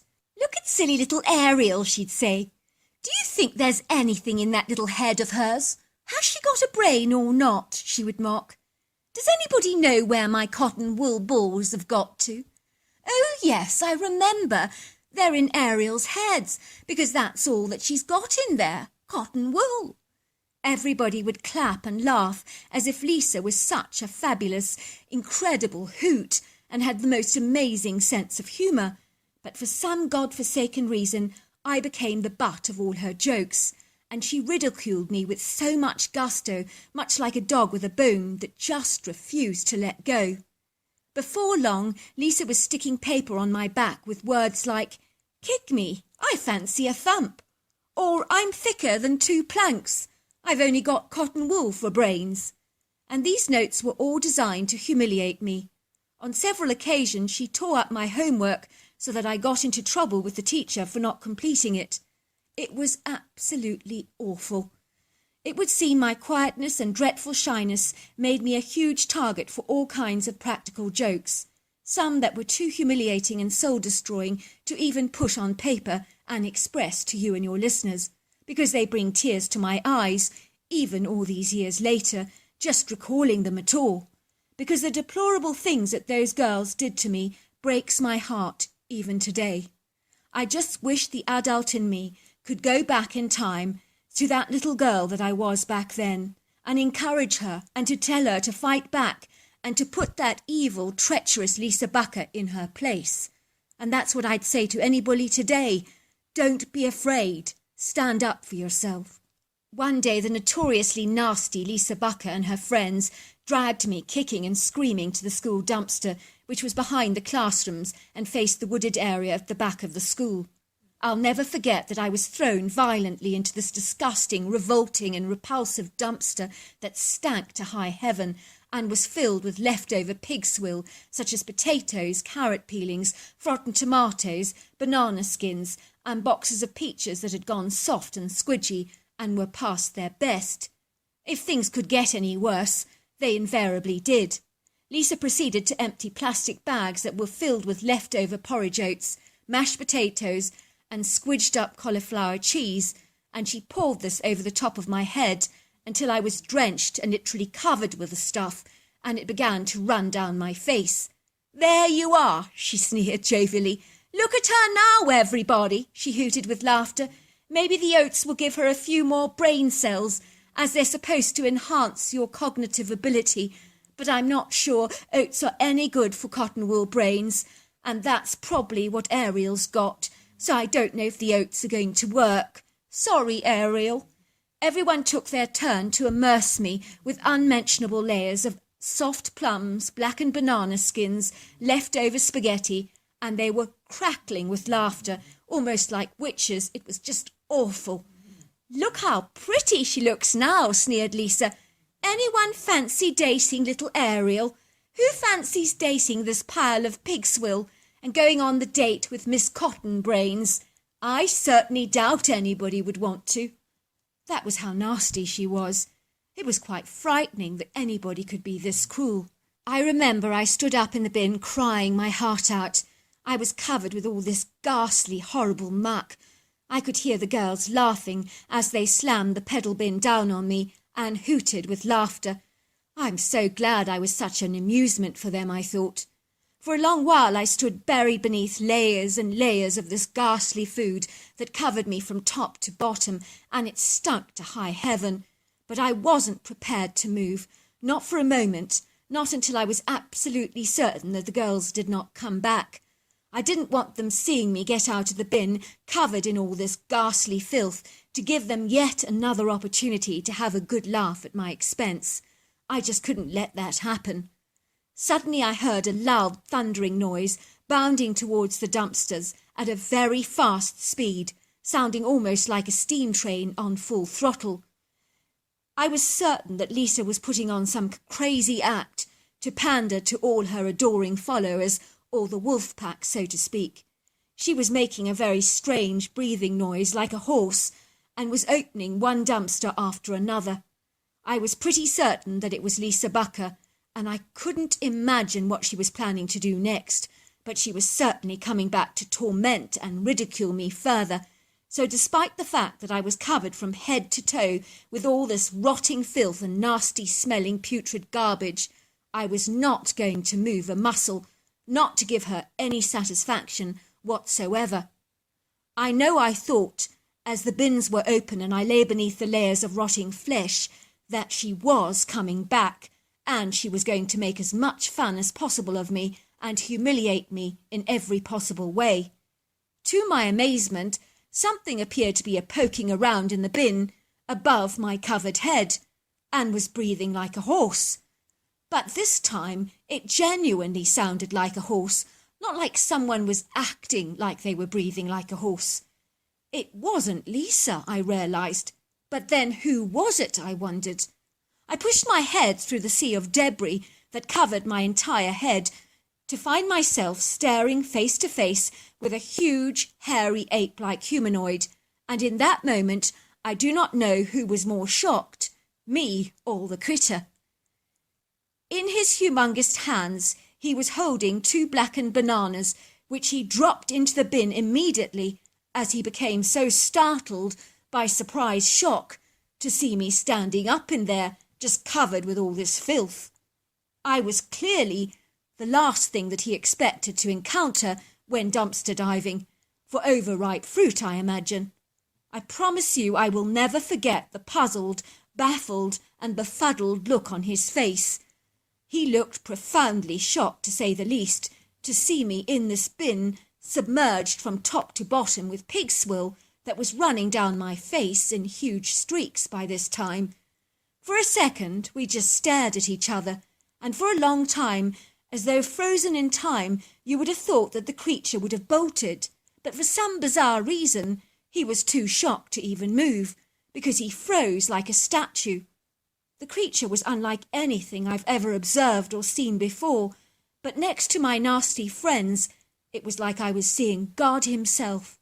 I know that sounds incredibly crazy, because this creature was terrifying to look at, and yet I could sense his warmth presence that was so comforting, like the smell of cinnamon buns on a freezing cold day. That was what his presence was like. I immediately rifled through the contents of the bin, looking for peaches and plums that were not too bad, or at least not in such terrible shape, and I reached for a crumpled plastic bag that I found lying next to me, and started piling the fruit in the bag, and I handed it to the critter. The creature took the bag from me and inspected the fruit closely to check for himself, and it clearly met with his approval, because he made a very happy, pleased chattering sound, and even ate a peach in front of me, all the while studying me with a curious, keen interest, as if to say, "What do you get out of standing there in the bin like that?" I climbed out of the bin, covered in sludge, and the creature kept watching me in absolute intrigue and fascination, and even offered me one of the peaches, which was really rather endearing and sweet. I really think he was wondering why I put myself into the dumpster, and found it all very intriguing, and I think this was going over and over in his head, because he just found it so peculiar. I went over to the other dumpsters and looked through the contents with the critter yards away from me, as we began to select some bananas, some grapes, and some red apples together that were still in relatively good nick. I handed them to the critter, who put them in his bag. It was so weird and peculiar, because in a strange way I felt so at ease and comfortable with this critter. I remember thinking afterwards that Lisa Bucker looked pretty and sweet on the surface, but on the inside she was a seriously scary, nasty girl. And the critter looked terrifying on the outside, but on the inside I could see he had a heart of gold. The critter looked at me with really big, bright, sparkling eyes, and I sensed that he rather liked me. And then he reluctantly pointed to the woods, as if he was trying to tell me that he needed to go, and I immediately felt very sad. He turned and glided away, and in his hand he carried a big bag of the very ripe fruit. He turned around and nodded. I watched him move, and he was so beautiful, agile, lofty, and gracious. It would seem some of the fruit the school actually threw away wasn't completely spoilt, and I imagine the hairy critter made regular trips to the dumpster for some seriously good snacks. I really felt that I had scored, because while the others had covered me with all this ghastly garbage, I had encountered an angel that day that had brought joy to my heart and a skip to my step. The creature I saw that day was possibly about 7 foot tall, 500 pounds and 3 foot wide, and it was muscular and strong, with very overlong arms and long legs, and huge hands and feet. I remember it had a very distinct cone-shaped head, and the most beautiful expressive face, with very deep-set brown eyes. It was covered in long, shaggy, silver-grey hair, and he had all the characteristics that are so clearly seen in a Bigfoot today. He definitely looked half ape and half human, I realise all these years later that the creature that I actually encountered that day was a Bigfoot, a Yeti, or a hairy man, although I've never ever breathed a word about it until now in your anonymous forum. I remember walking past the girls who'd thrown me into the bin, covered in swill, with a proud swagger to my step, because I had encountered the most awesome creature, and they hadn't. I remember Lisa Bucker looked crestfallen, that I hadn't scurried away like a frightened mouse, as I retreated to the shower to wash off the muck, walking very proudly, with a very self-assured gait. I'll never forget how mad she looked. To cut a long story short, when my dad realised how miserable I was in boarding school, and I told him about the incessant bullying, he stood up to my mother for the first time in his life and insisted that I came back home, which caused my mother to become very aggrieved and angry. Before long, I became the reason why my parents began to bicker, argue and fight, until one day my mother decided she'd had enough and she was going to leave my dad for good. And that was the best thing that happened to me in my young life. And as you would imagine, she left me to be raised by my dad. I remember my dad saying, "It's just you and me, kiddo, against the whole wide world." About a year or so later, my dad finally got remarried to another lady called Patsy, who became my stepmother, and she loved me as if I was her own daughter, and our home became such a happy place. Patsy rebuilt my confidence and enabled me to come out of my shell. She encouraged me to believe in myself again, and before long I was popular in school, receiving top marks. It was a huge transformational turnaround for me. But if you think my story ends here, you would be very wrong. And to all the bullies out there, be very careful who you bully, because it might just come back to bite you. Many years later, I was working as a judge in misdemeanors court cases that included things like public intoxication, prostitution, theft, vandalism, reckless driving, indecent exposure, and possession of cannabis. In my line of business, Class A misdemeanors are considered the very worst because it may require a full year spent in jail. I also deal with crimes in various categories that could be personal crimes, property crimes, and of course financial crimes, which I won't go into now. The bad news for many is a misdemeanor can stay on your record for life, which can affect your ability to rent property or to be recruited for a job, which is why I always recommend a defence attorney that can help significantly in those situations. Imagine my surprise when I realised that a woman called Lisa Bucker was in my courtroom for a Class A misdemeanor for reckless driving, as she'd been racing through red lights and driving at excessive speeds, endangering the lives of pedestrians and narrowly missing killing someone crossing the road as she had ploughed through a red light at excessive speed. I still remember the day that Lisa Bucker entered my courtroom with an insolent expression on her surly face. I recognised the long blonde hair and those cold, heartless blue eyes almost immediately. "Do you recognise me?" I asked Lisa, giving her a broad beam. "Because, my dear, I most certainly remember you, rather too well, I'm afraid." "Your Honour, I don't recognise you," said Lisa, looking puzzled, as to why on earth she could possibly know me. "Do you remember the time when you stuffed a little girl into the dumpster, and you covered her with pig swill and porridge oats? Do you remember?" "You're Ariel," gasped Lisa, looking mortified. "Yes, I'm indeed her, the very girl you described as having cotton wool for brains. Well, this cotton wool has qualified as a judge." Lisa looked at me with her mouth hanging open. "I didn't mean it, Your Honour. It was a silly prank." "Really?" I said. "I think you meant it, Lisa. You certainly convinced your adoring fans to believe that I was an airhead." "I'm sorry, Your Honour. I wasn't thinking straight at the time." "Oh, I think you were, Lisa. I really do." "What do you do for a job, Lisa, may I ask?" "I don't work," said Lisa. "I live with my parents." "Why does that not surprise me?" I said. "Now tell me, Lisa, what is this I hear about you driving through red lights like a maniac and nearly running over a pedestrian?" "I was upset, Your Honour. My boyfriend broke up with me. I was devastated. I wasn't really thinking what I was doing." "I was upset when you put me in the bin, Lisa, all those years ago. But I didn't nearly run you over by thundering through a red light. You nearly killed someone, Lisa, and that's very serious. Luckily for you, the pedestrian scurried out of your way, but imagine if you'd killed her through your reckless incompetence. You endangered somebody's life, Lisa, and that's very serious indeed. You need to think before you act, not the other way round, because next time you may end up killing someone, and imagine living with that on your conscience. I'm sorry, Your Honour. Oh, please be lenient on me. Well, irrespective of what you may believe, Lisa, given our rather unsavoury history, I'm going to be lenient on you today, and I'm sentencing you to 90 days in jail, a $1,000 fine, and a ban on driving for a year. I looked at everyone in the courtroom and said, if any of you think about bullying your classmates, one day you might be on the receiving end of their mercy, as Lisa is today on mine. I'm giving her a lenient sentence, and I'm not allowing her horrendous bullying of me as a young girl to influence my judgment today, which is very lucky for you. Others might not be as forgiving as I am, but I do forgive you, Lisa, for what you did. I slammed down my hammer on the wooden desk, and Lisa looked at me with a bemused expression on her face and said, "Thank you, Your Honour. Thank you so much." So there you are. That's my story.